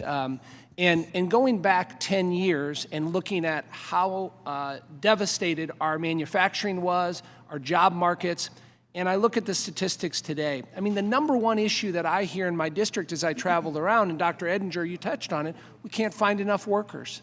7 million unfilled jobs. We don't have enough truck drivers. We don't have enough welders. We don't have enough nurses. We don't have enough mechanics. We don't have enough technicians. But I'll also tell you, as I look at companies in my district, for instance, Dot Foods, based in Mount Sterling, Illinois, they could hire tomorrow 70 new truck drivers, start out at $68,000 a year. That's a head of household job in Mount Sterling, Illinois for a middle-class person, and don't have enough workers for that. Keystone Steel and Wire in my district in Bartonville, Illinois, they have a waiting list of 80 new people for welders, starting out at $20 to $25 an hour. We can't find them. I look at Knapheide Manufacturing, based in Quincy, Illinois. Again, they're looking for 100 new workers to come in. We've never seen this before. And you look at the statistics, and Mr. Rice went over it. GDP has grown at over 3%, lowest unemployment in 50 years in all sectors, African-American community, Hispanic community, with women, with people with disabilities. Private sector wages continue to go up. Look at the stock market's up 27%. And remember, that affects 529 plans for middle-class Americans, 401ks, all retirements. We've created 5.3 million new jobs in the last 2 years, 600,000 in manufacturing. Nobody ever thought we'd bring back manufacturing in this country, and we've done it. And so I look at, it doesn't mean we don't have challenges. Clearly we do, and a number of you have hit on those challenges. And we ought to be working on those right now. But when you look at the economy, I look at this as, let's do no harm with the economy and keep it going, and let's focus on these other things. And I think, Dr. Zandi, you hit on a couple important points with infrastructure. Absolutely, we ought to be working on infrastructure. You're going to find a lot of bipartisan support on working on infrastructure. You know, the president's talked about an infrastructure plan. We ought to be working on that. Workforce development, career technical education. Clearly, those are bipartisan issues that we can legislate on and find a solution. Immigration is another one, and healthcare has been touched on. So those are all things we should be focused on, but the economy is going strong. We ought to keep it going, and it has helped middle-class folks. That's not just anecdotal evidence, that's real evidence. I also like to submit for the record, Mr. Chairman, this is a poll that Gallup just did last month. Here's the title: Optimism about Personal Finances Hits 16-year High with the Middle Class. And so I'd like to submit that for the record. Without objection. And I would just say, you know, again, the title of this hearing is How Are Middle-Class Families Faring in Today's Economy? In my district, they're faring pretty well. And Mr. Birkenbeil, I want to ask you, going back 10 years and looking at 2008, 2009, where we're at, and where we're at today, can you tell us how middle-class workers in your business are doing? Yeah, they're better off. This is why I brought these employees here. It's one thing for me to tell you the story about one of my employees. It's another to tell you the story with them here, so you could actually ask them for yourselves. But our bonuses, we've always been fortunate enough that we've been able to pay a bonus for many years. We've increased our bonuses up to 50%. And we've increased salaries, but regardless of whether I am voluntarily increasing wages, forget about that. The job market right now is so tight that I have to increase wages. I have no choice. And I don't hear these people talking about that. The job market is so tight right now, we're having trouble finding workers in our factory. We had to increase these salaries in order to attract and retain them. Thank you. I yield back. Thank you. I recognize Ms. Delbany.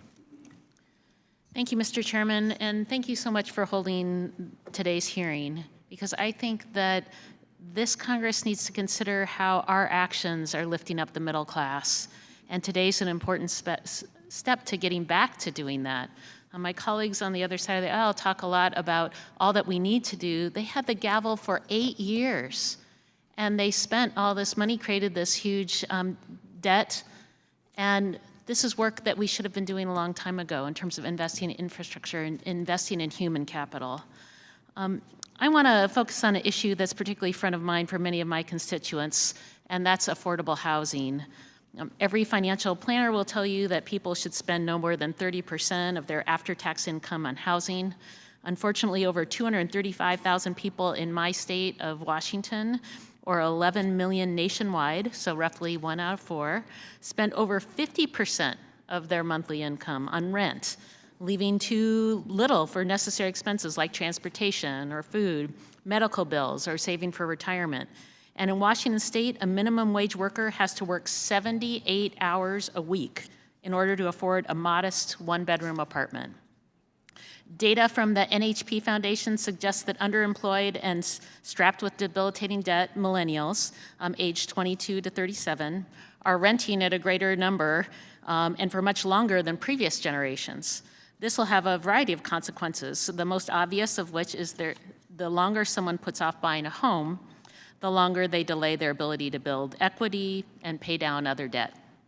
Additionally, research shows that high rent burdens have priced out many workers from the most productive cities, resulting in a 13.5% foregone GDP growth, a loss of roughly $1.95 trillion between 1964 and 2009. Mr. Chairman, I ask unanimous consent to enter into the record a recent opinion piece by Mr. Richard Burns, the president and CEO of the NHP Foundation, published in The Hill. Without objection. Dr. Zandi, could you talk about the importance of affordable housing in the budget for a middle-class family?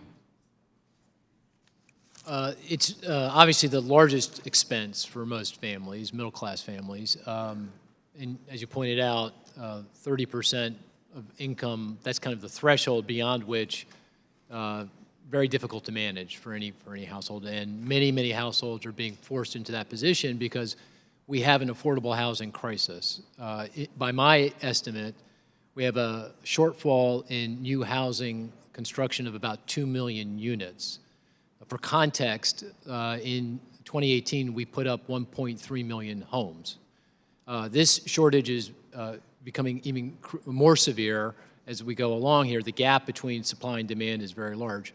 So I do think we need to focus on how to improve the availability of affordable rental and affordable homeownership, increase the supply. And actually, there's a number of very good proposals to expand out funding through the Housing Trust Fund would be a good example. New market tax credits are another good example. But I think if we don't focus on this, then middle-class families are going to fall increasingly behind.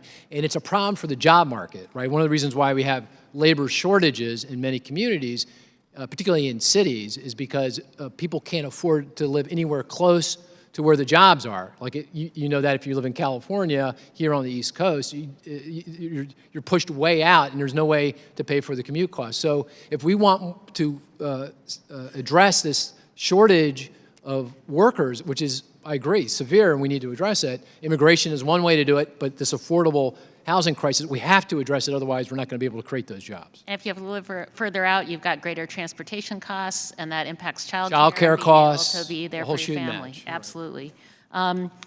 Since the burst of the housing bubble in 2007, 2008, how has that affected the rate of home ownership, and has the decline in home ownership been equitable through different income levels? Dr. Zandi.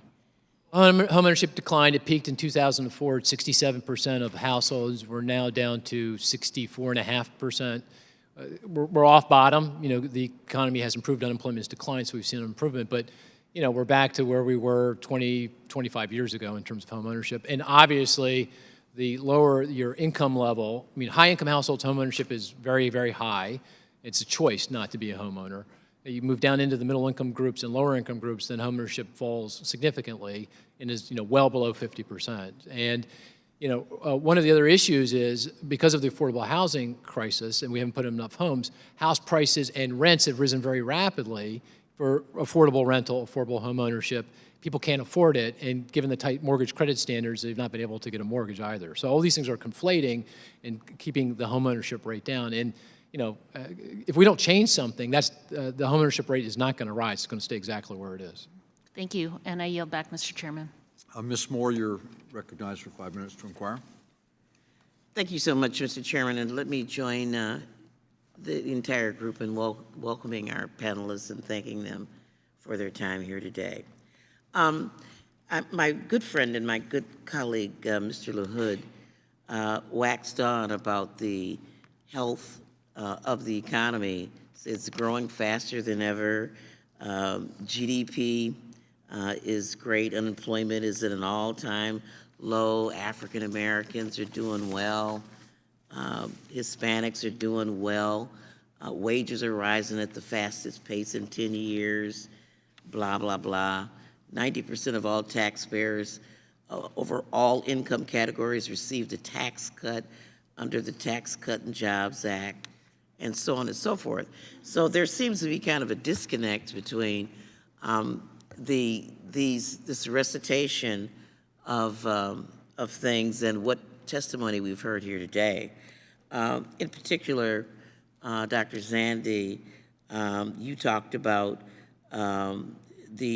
that there has been an expansion of our economy, that but fill in the blank. Well, I'd say a couple things. One, that the current state of the economy is very much a function of deficit financed tax cuts that will provide a boost to the economy in a very immediate horizon, but will fade away. It's already fading away. And the data we'll get, if we come back to this room a year from now, the data we're going to get is very, very different than, it's not 3%, it's going to be back exactly to where it was prior to all of this. And the evidence of that is already very strong. Second, the benefits of the strong growth are accruing to folks in the upper part of the income distribution. Here's an amazing statistic. This is an amazing statistic to me. I'm a little weird, I'm an economist, so if I look at the 20% of the population that's in the middle of the income distribution, you know, 40 to 60%, if you go back 20 years ago, they accounted for 15% of all the consumer spending. So 20% of the population, 15. Today, they account for less than 10% of consumer spending. If I look at the folks in the top quintile of the distribution, the top 20%, you go back 20 years ago, they account for 1/3 of all spending. Today, they account for nearly half of all consumer spending. And that's the bottom line, right? I mean, when you come right down to it, it's, you know, the spending. And so the middle class, yes, things are going better in the last 4 years, because the economy's finally got back to full employment, a process that started well before this administration. But that has to be put into this broader historical context. And obviously, the middle class has really struggled and continues to struggle. And Dr. Zandi, thank you for that. And I just wanted to ask Dr. Boucher to lean into this as well, because while about how wages have not necessarily grown, you said that GDP was less representative of how people were doing than other factors, that while there might have been a 4%,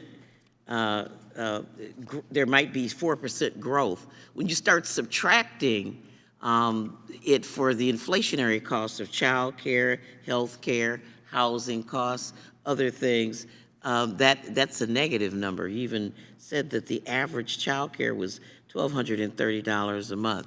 So I guess I'd like you to respond to, you know, the notional assumption that people in the middle class are doing better. Yeah, let me make 2 points. One, it is the case that when the economy grows, not everyone is experiencing it in the same way that they were in decades past. In the 1960s and 70s, when the economy grew, the vast majority of people saw growth at about the average.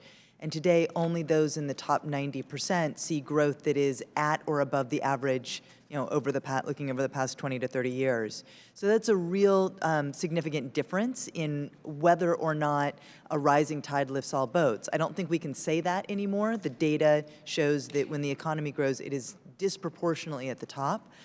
And I want to add to something that Dr. Zandi said about this statistic about what the middle class is consuming.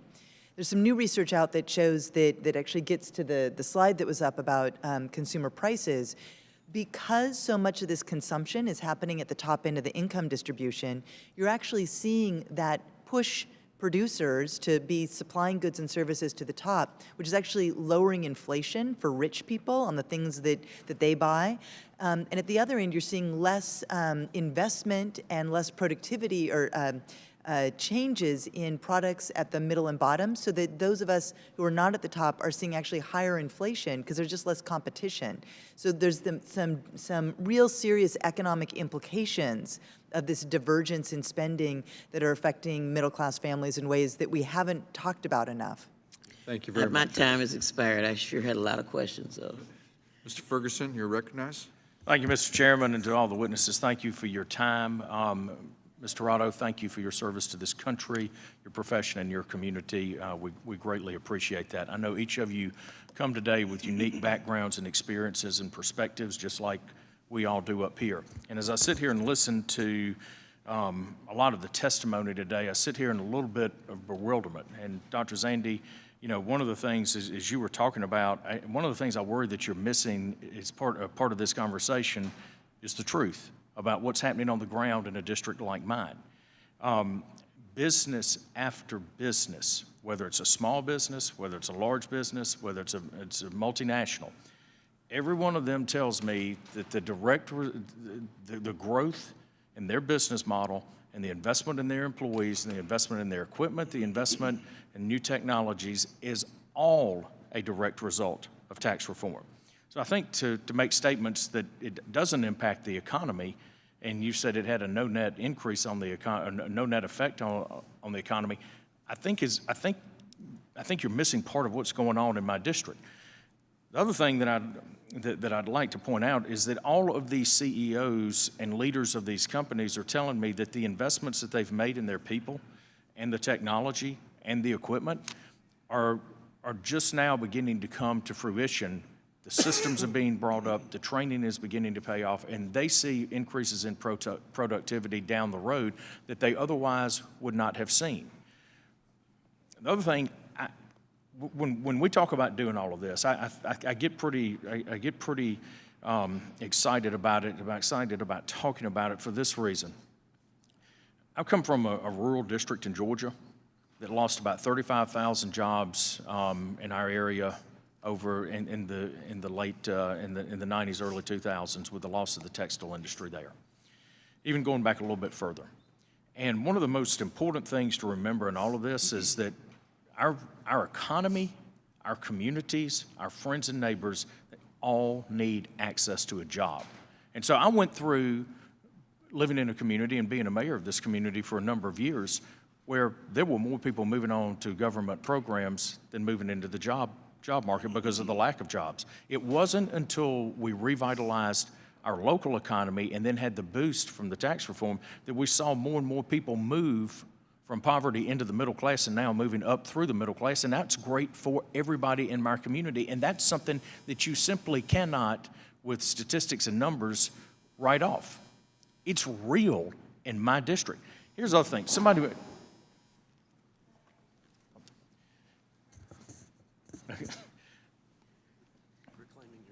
Reclaiming my time. I did not mean, did not. We're reclaiming my time. But you mentioned something, we all mentioned something about, and I've heard it many times up here, about workers, okay? Could not be more excited about the bipartisan work that we did last year to reauthorize the Perkins CTE bill. Really put good money into it, funded it well. bipartisan bill came out of Ed and Workforce, talking about a guest worker program in real immigration reform. Our businesses tell us they need that. The limiting factor right now is they've got so many people working, there are not enough new employees coming along. It's an issue that we've got to solve. But here's another real issue, and you talked about investment in infrastructure. I hope that we will make significant investments in infrastructure, particularly broadband. And I hope that we make reforms in our education system to begin to train more and more people to actually make a living on the internet. And I hope that that gets distributed into rural America, because we have these booming urban centers, as people have indicated, and we think sometimes the only way that we can get someone to a job is to put them, or for them to have to buy a car, get on a bus and get there. What if we connect them to those jobs remotely? Don't you think that would be a fantastic improvement to deal with the poverty and the lack of hope that exists in rural America?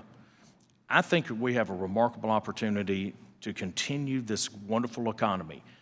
I would have a very hard time going back to my district and saying, we believe that we need to take back and take a step backwards in tax reform, because I think that it has a negative impact on my district. Every single CEO, real estate agent, small business, everyone is saying this is having a positive impact on their bottom line. So I don't mean to stand up here and preach, but please connect to the district and not just the papers out there. Thank you, and Mr. Chairman, I yield back. Thank the gentleman. I recognize Mr. Boyle for 5 minutes. Thank you, Mr. Chairman. In many ways, I think that Chairman Thompson's opening remarks set the stage and are almost verbatim. When I speak about this topic, I like to say that it's the best of times, it's the worst of times. That in terms of the traditional indicators, economic growth, stock market, how much it's grown from what President Obama inherited in January 2009, on approximately 100 months, straight months of job growth. By those measures, people should be enormously happy. And yet, the reality for most Americans is they have not had real wage growth in a generation. The indicator that you use, Dr. Zandi, of median household income is completely flat. Moreover, if you compare where we are today versus 30 years ago, about 30 years ago when you compared the top 1% and everyone else, they were about equal shares of wealth. Today it's a 2-to-1 gap, and the 2-to-1 gap is the top 1% versus everywhere else. So I don't begrudge the top 1% anything. I'm very proud as a Pennsylvanian particularly about your success and the success of others. What I begrudge is the fact that Ms. Tirado and so many in my district in Philadelphia have not benefited from those gains. And that we just passed a massive tax cut last Congress in which 83% of the benefit went to the top 1%. George W. Bush's tax cuts in 2001 and 2003, well, I was not necessarily, I wasn't in Congress at the time, was in graduate school, but, which will get me to my next topic of student loans. But back in those tax cuts, 27% of the benefit went to the top 1%. Tax cuts that were just passed in Republican Congress, 83% went to the wealthiest 1%. So, given that, it really is the best of times and the worst of times. Now, let me shift because there's so many different aspects of this. I do want to talk specifically about student loans. Proud to be the first member of my family to go to college. I consider myself very fortunate. Graduated almost 20 years ago from undergraduate and still have about $40,000 of student loan debt to pay off. And again, I consider myself very lucky. I'm very fortunate. However, what concerns me knowing that we are at likely the tail end of this economic growth cycle, if you could speak, Dr. Zandi or anyone else, about the number of defaults that we're seeing in a growing economy and recognizing we have almost $1.5 trillion of student debt out there, and then if we could address what we expect will happen when the next recession inevitably occurs.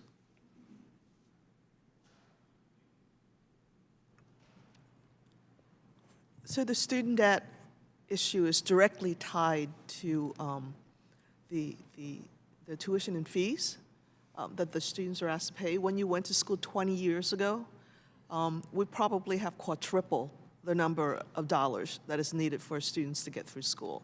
At the same time, the defunding of public higher education has played a role. So 10 years ago, students were paying 30%, and my state appropriations paying 70. 10 years hence, that formula has flipped. So in some ways, the public universities are forced, because of our revenue streams, to raise student fees. And the students have nowhere else to go because Pell has, even though had a small number of increases, has been flat. Let me just reclaim my time just because I only have about 50 seconds. I want to make 2 points on this. One, as Ms. Tirado eloquently showed, this is a problem for individuals who are repaying student loans and trying to make ends meet. I want to make the larger point, though, that even if you are not in college today, even if you are not in repayment, this is a threat to our economy. And perhaps, Dr. Zandi, if you could speak to that, with an overhang of $1.5 trillion, what we expect to happen when the next recession inevitably occurs. Yeah, this is a very serious issue. $1.5 trillion just to put it into context, that's more than, it's twice as much as credit card debt outstanding. That's more than auto debt outstanding, which is $1.2 trillion. This is the single, after mortgage debt, the single largest liability of households. And a lot of it obviously is on millennials, and millennials are clearly struggling to manage through. They have negative saving rates. They are unable to accumulate wealth. The median age of a first-time home buyer is rising because they can't afford to get in. They can't start families. So this is a very corrosive on the economy. And you're right, in the next economic downturn, the defaults on this are going to be very significant. And because of that $1.5 trillion, $1.3 trillion is backed by the federal government, this is going to be a very serious taxpayer problem. We're going to have very large losses that are going to be covered by us as taxpayers. So it's a pernicious issue for this millennial generation that's making their way up. Here's one other really important point that goes to entrepreneurship. The gentleman's time has expired, so if you have more information, if you could get it to us, I'll make sure everybody gets it. Thank you very much. Thank you. Mr. Arrington. Thank you, Mr. Chairman and panelists. The notion that the Tax Cuts and Jobs Act and the benefits accrued to the wealthy is just patently false. Over 56% of the benefits from the Tax Cuts and Jobs Act go to families and workers making below $200,000. The majority of the share of taxes paid by millionaires increased from 19.3% to 19.8%. Here's what's just startling to me as an American, that when America's doing well and when something has worked and clearly lowering taxes and lowering the regulatory burden has worked to stimulate this economy. The way it and the sustainable stimulation of this economy. That is, we have provided incentives for folks like Mr. Berkebile to actually invest and expand and support his workers with bonuses and higher wages and offer more job opportunities. And to the gentle lady's point, who's not here, but she says these are just stats and data and yada, yada, yada. These are real people. This is real money in the pockets of hardworking Americans. These are real jobs. 7 million surplus jobs. More people are going to work every day. I was at the State of the Union, and the president said 5 million people are not dependent on food stamps because they've got a job. And nobody clapped on one side of the aisle. That, to me, is disheartening as an American. Things are better, and things are looking up. And while I respect you all, and I appreciate your information, I respect my colleagues along the spectrum, I put my faith and trust in the American people. And when 69% of them say that they believe that next year at this time they'll be better off, I believe them. That is real confidence. And, this whole bit of the sugar high, Mr. Berkebile, are you surprised that you've done what you've contributed to your employees, whether it's the 401k or help them with higher wages or bonuses. Are you concerned that you've been doing that under the context of a sugar high and that you may come down from that sugar high realizing that things aren't as rosy as you anticipated? No, what I fear is that these incentives that we've been given by the federal government are going to end. That they're going to say that the money that I earn at my company is better spent in Washington than that they know how to spend it better than I know how to spend it on my own employees and how to grow my own company. How big of a burden is the cost of health care in your small business? Just scale of 1 to 10. 10 being the most costly 10. and burdensome. 10. Yes. It's a 10. And Dr. Collins, you talked about the the number of uninsured folks. Do you realize that after the implementation of the, quote, Affordable Care Act, that premiums doubled from $28,000 to $6,000 across the board, across the nation? Are you aware that premiums and deductibles went up significantly after the, quote, Affordable Care Act? Well, actually, right after the Affordable Care Act, there was a flattening in growth in premiums across the board. It is indisputable, and most of my colleagues, even on the other side of the aisle, would say costs have gone up significantly since the advent of the, quote, Affordable Care Act. And in fact, are you aware also that there were millions of people, 10+ million people, who paid a fine because they didn't want, need, or could afford the Obamacare and the mandate from our government that you must buy from that exchange, that government created health care program. Are you aware that millions paid a fine rather than to purchase health care on the exchange? Actually, about 20 million people got health insurance. Are you aware that millions paid a fine? Are you aware of that? Is that some people did? Millions of people paid a fine. But So we didn't solve health care with big government solutions. We're not going to solve our problems with Green New Deals, $50 trillion over 10. Are you aware, Dr. Zandi, that as you were concerned about the debt and deficit, are you aware that under Obama that the debt doubled from about 10 trillion to 20 trillion? And is that something you were concerned about at that time? I was, yes. Are you as concerned about that as you are? I'm more concerned about it now, though, because we are at a full employment economy that's growing strongly, and we still have a budget deficits rising very rapidly. It's in this economy where the budget deficit should be falling, not the size of it should be falling, not rising.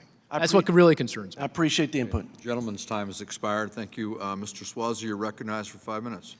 Thank you, Mr. Chairman, and thank you for having this hearing and returning us to regular order. We appreciate it very much. If there was ever a time in American history when corporations, employers, successful individuals could be sharing their good fortune voluntarily with their employees, as Mr. Birkenbell has suggested that he has, it would be now. This would be the time to do it. The stock market is going up dramatically. This is not just the past couple of years.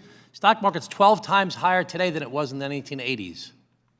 The GDP is 6 times higher in America than it was in the 1980s. So the stock market's going up, GDP is going up, but I think I've heard from the testimony, is it correct, Dr. Zandi, to say that the middle class is shrinking in America? Yeah, by many measures, in terms of the share of the wealth they hold, in terms of the share of the income they hold, and most telling, the share of the spending that actually occurs. So despite this enormous growth in our stock market, enormous growth in the GDP of America over the past 30 years, 40 years, the middle class is shrinking. There's a serious problem that exists in our country. It's not a Democratic or Republican or Obama or a Trump issue. The middle class is shrinking in America. I grew up in a family, my father was born in Italy. I'm the first generation American. The American dream is a big thing in our family, the American dream. The American dream for us is if you're willing to work hard, you make enough money, and with that money you can have a place to live, you can educate your children, you can have health insurance, and you can retire one day without being scared. And as we heard from Ms. Tirado, she wants the American dream. She's doing her part. She went to school, she was in the military, she works hard every day. There are so many hardworking people in this country that are trying their very best and giving it their full effort that are not making it. It's just not happening in our country. The minimum wage in Pennsylvania is the federal minimum wage. It's $7.35 an hour, 25 cents an hour. If you work 40 hours a week and you work 50 weeks a year, you make $14,500 a year. You can't make it. There's so many people trying, so we saw shareholders are doing well. We saw a chart earlier, consumers arguably are doing well. Not when it comes to health insurance or housing costs, but when it comes to buying a car or maybe some clothing, the prices have been relatively modest. So shareholders, consumers, but what about workers? The workers are left out of the whole equation.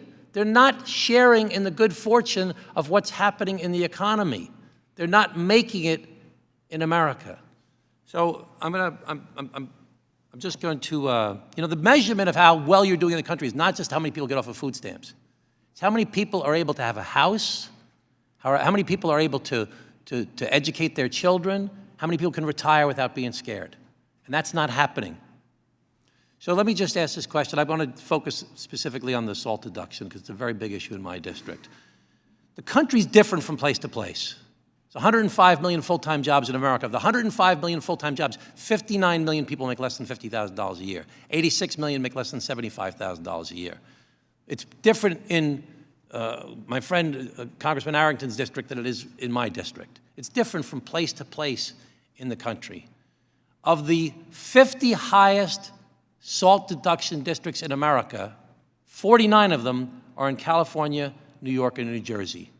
In fact, all of my colleagues on the Republican side of this subcommittee had SALT deductions less than $10,000, whereas 7 out of the 9 on this side of the aisle had SALT deductions well above $10,000. So it's different place to place. Let me ask you, Mr. Brown, is the capping of the SALT deduction encouraging home ownership in America? No, it's not. If anything, it's taken the incentive away. And capping of the SALT deduction has really hurt California home buyers and people looking to get into the market. If you look at the prices in the area where I am, in the San Francisco Bay Area, if you look at the major employment centers, the price of housing is extremely high. I think the median price of a house in California is about $588,000. The median price in the area or county where I am is about $950,000. The median price in San Francisco is around $1.6 million as of December 2018.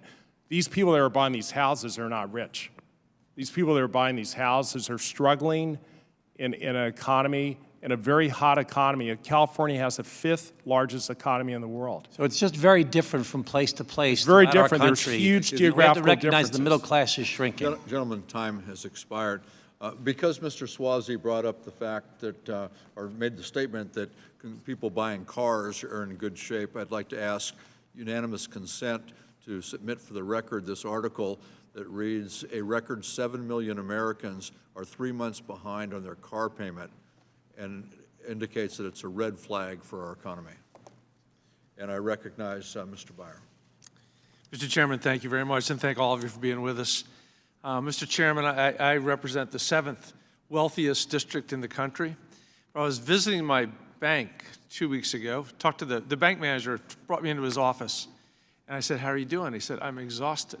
I said, why? He said, because I have 2 children at home and a wife, and to support them, I'm the bank manager 40 hours a week, and then I drive Uber at night and on the weekends, and I'm working at 7-Eleven about 16 hours a week. So we're doing 3 jobs just to get by in Northern Virginia. So, Director Boucher, I was thrilled with many Americans to see the 304,000 jobs last month, the 4%. But I also read that the Bureau of Labor Statistics said that of the 10 jobs with the greatest job growth, 5 of them have a net income less than $30,000. Then underneath the job growth is this hollowing out of the middle class, with people doing really well at the top and an awful lot of people at the bottom just not doing well at all. Is this your understanding of how this job market is working also? Certainly, and it's my understanding of how the economy has been going, unfortunately, for quite some time, but that while the Tax Cuts and Jobs Act has created this stimulus in the short term, it's not led to the broad-based gains that we would like to see up and down the wage distribution. And in fact, some of the evidence shows that Some of the gains that we've seen at the bottom are actually, in fact, to new policies at state and local levels to raise the minimum wage that went into effect earlier this year and last year that have increased wages at the bottom, but we haven't seen the kind of bump up in wage gains that we should have given the level of stimulus that went out into the economy. Thank you very much. Mr. Burkebile, I was very pleased to see what you've done. You know, raise wages, expand bonuses, start a 401k, create 29 new jobs. I've been part of the family business for 45 years too. But you're not seeing that in the economy. There have been very, very few businesses like Guy Petroleum that have done that, and you see this in the statistics. People are getting raises of 1.5%, 0%, 2%.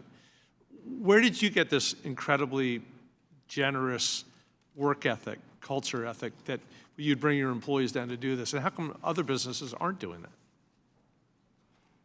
But, you know, I think it's more of a country ethic that we have. You know, a small town ethic. But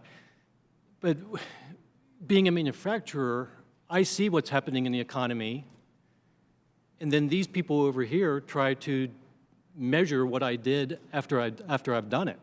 So, whenever I buy paper, I can tell when I'm buying product paper from International Paper and it's going up in price and our lead times get longer, I can tell if the economy is expanding or whether it's contracting.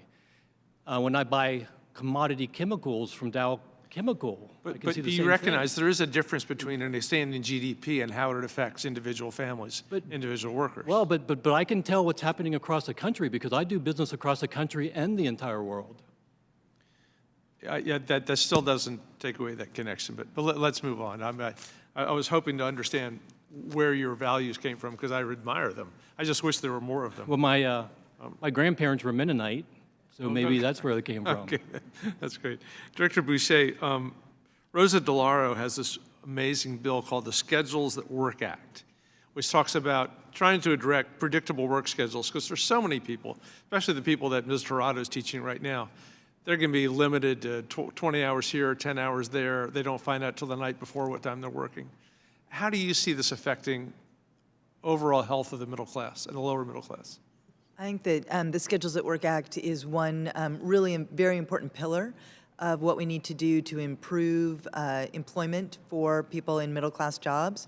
So we have a Fair Labor Standards Act that doesn't ensure that people have schedules that are posted well enough in advance so that they can both get to school and deal with their childcare or deal with their other care needs. And this bill would allow employees to have the right to know what their schedule is so they can have a predictable schedule, which is really important. So many workers, especially retail workers, low-wage workers, don't know their schedule more than a couple days in advance. And when you think about the broader economic implications of that, you can think about how that might affect an individual, but then how that might affect the child care facility that is trying to make sure that they have enough kids each week so that they can balance their books. But if the people that are bringing their children there don't know their schedules, it makes it all very difficult for everyone to have sort of a sound economics, both for the child care facility as well as for that family. So this kind of scheduling issue is something that is not currently in the Fair Labor Standards Act and that is part of what we need to think about for a 21st century economy.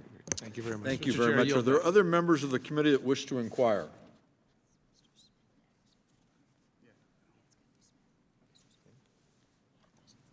Mr. Pasquale, do you wish to inquire?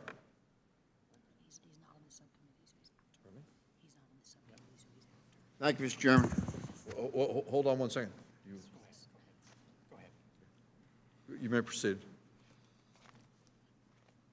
As so many of our great witnesses pointed out in the narratives which they've presented to us, which I've read, the American dream is slipping away. Today is less likely than at any point in the last 70 years that a child will be better off than their parents were. That's startling, to me, anyway. Tax policy has a lot to do with it. The Trump tax cuts were a missed opportunity to reform our tax policy. We did not have tax reform. Senator Bradley and Congressman Kemp, Democrat, Republican, knew what they were doing in 1983, 84, and 85. That was real reform. We have a more simple way of doing the taxes now? You got to be kidding me. That's not the calls that I'm getting. So I think it's a missed opportunity. Plus the fact, and I think we cannot forget this, the new tax law spent $2.3 trillion. The new law did nothing to provide opportunities for middle-class families and those who aspire to it. There was 2 Democrats 8 years ago that projected and offered the legislation to cut the corporate tax from down to 25%. Charlie Rangel and myself. We knew what had to happen also. But instead, the tax law of December of 2017 entrenched wealth for the already wealthy. It cut taxes further on stockholders and business owners and concentrated wealth further in the hands, all data show that, all while robbing the U.S. Treasury of needed resources to invest in tools for working families to keep a roof over their heads, to put food on the table, and get an education for the children. I agree, community colleges and vocational and technical schools are 2 new engines for the 21st century. I think those engines are critical. What are we doing about it? Besides the STEM programs, which are excellent. Yet, we had a choice back in December of 2017. We could have taken this opportunity to create a fair system for everyone to rise and fall by their own merits. Instead, they chose to stack the deck. Let me ask, Dr. Zandi, I've been wanting to ask a question of you for a few years. We wrote some papers and talked about what's the difference between taxing assets and taxing income. Because as you know, that's been turned upside down in the past 35, 40 years. We used to tax assets that people had at a much higher level, and we taxed income lower. Now it's reversed. You know what I'm talking about? Sure. And would you respond to that issue? I think that is the case. The changes in the tax code, particularly the one year ago, significantly reduced taxation of individuals' assets. The capital gains, state tax, and that's been a trend that's been ongoing. So make it easier to protect your assets than you do to your income. And who does that hurt most of all? The middle class. That's what we're here to talk about today. Is that an overreach on my part? No, I don't. That's just patently true. I mean, who has the assets, right? It's not the middle class. I mean, the average median net worth of someone in the middle of the distribution is $100K. The median net worth of somebody in the top 20% is $500K. So it's very clear that's the case. So we have, I think, entrenched wealth. Here's a question that I have, Mr. Brown, from the National Association of Realtors. We talked about the state and local tax deduction. The oldest deduction on the books, Mr. Brown, goes back to the Civil War, before we had the code. And there was a very specific reason why that was a very big issue during the Civil War, to help the states pay their bills so that the federal government couldn't take anything for whoever they were protecting at that particular time and whatever side you were on. I introduced a bill this week to restore the state and local tax deduction while restoring the top individual income tax rate that was cut from 39% to 37.5%. Let's face it, the Republican Party, and I have many friends on the other side, most of my bills are bipartisan, but what they finally decided on was the tax cuts at the top by robbing states' middle class of their SALT deduction. The gentleman's time has expired. Can I just finish my question? Go ahead. Thank you. Make it quick, please. Mr. Brown, how did the SALT cap in that tax law impact the housing market in California and elsewhere? Mr. Brown, we'll take that, your answer in writing, and I'll share it with the rest of the committee members. Thank you. Thank you, Mr. Chairman. I recognize the distinguished ranking member for his close. Thank you. Thank you, Mr. Chairman. And again, thank you to our witnesses. I think much of this discussion is valuable. I think it's very interesting to note, and if we could have the Schweikert chart back up on the screen here, and I'll get to that in a moment. But we've heard from Dr. Zandi that our country needed a corporate tax cut, and that we had numbers prior to the current administration that I hear Dr. Zandi say positive things about. And we've seen the numbers further improve over the last 2 years. And we can argue about who gets the credit, who gets the blame, whatever. We can save that for another time.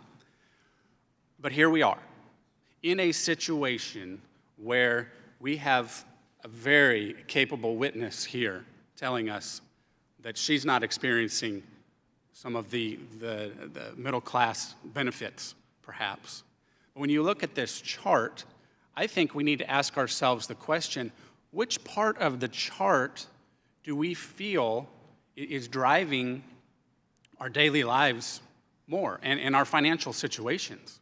I mean, we have Ms. Tirado, who cannot deduct her rent directly. We have Mr. Brown, who was saying that folks purchasing a almost $600,000 house feel left out.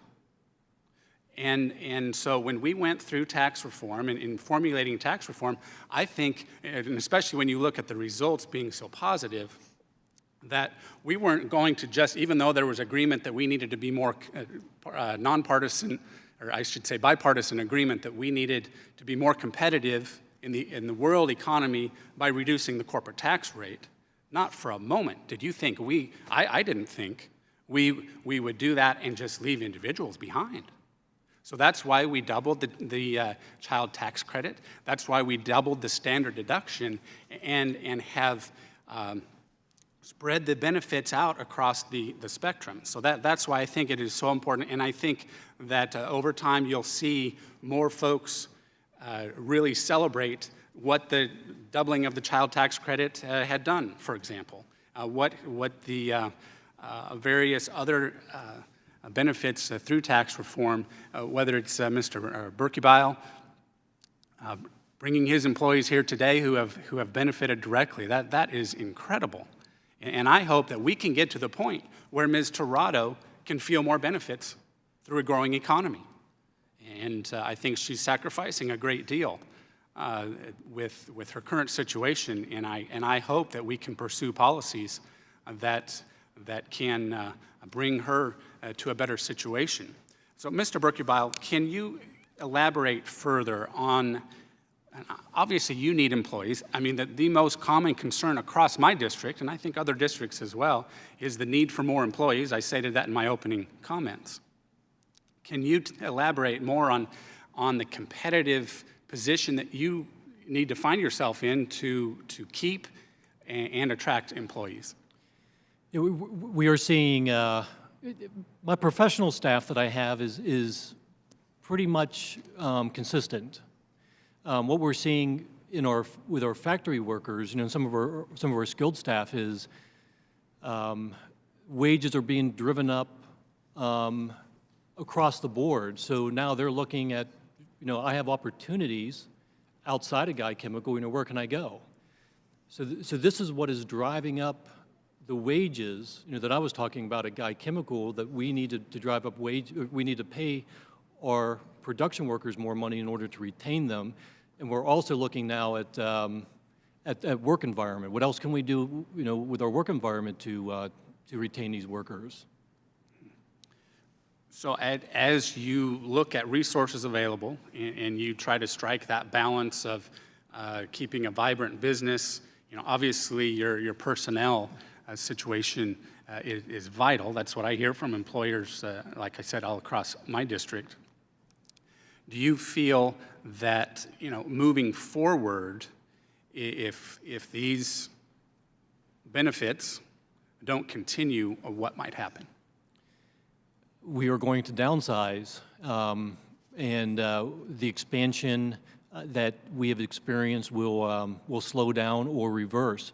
One of the biggest boons to my company that came out of the tax cuts is the depreciation of assets. This has made made it so much more affordable for me to go out and buy a piece of equipment when I can expense it in the same year that I purchased it. Thank you. Thank you, Mr. Chairman. Thank you, Mr. Smith, and thank you to all the witnesses for your testimony today. And I want everyone to be advised that members will have 2 weeks to submit written questions to be answered later in writing. Those questions and your answers will be made part of the formal hearing. I want to thank all the members for being here, and along the lines of what Mr. Smith was talking about in regard to what we're seeing as a result of passing the last tax bill. I think it's important that as we are today, we're getting back to regular order. A lot of the problems that we talked about today were unforeseen consequences based on passing policy without the benefit of regular order, without the benefit of hearing from the experts in the field. And it's my intention to continue on with the regular order, having hearings, hearing from experts, and you're a very important part of that. And I thank you again for being here. And with that, the hearing is adjourned.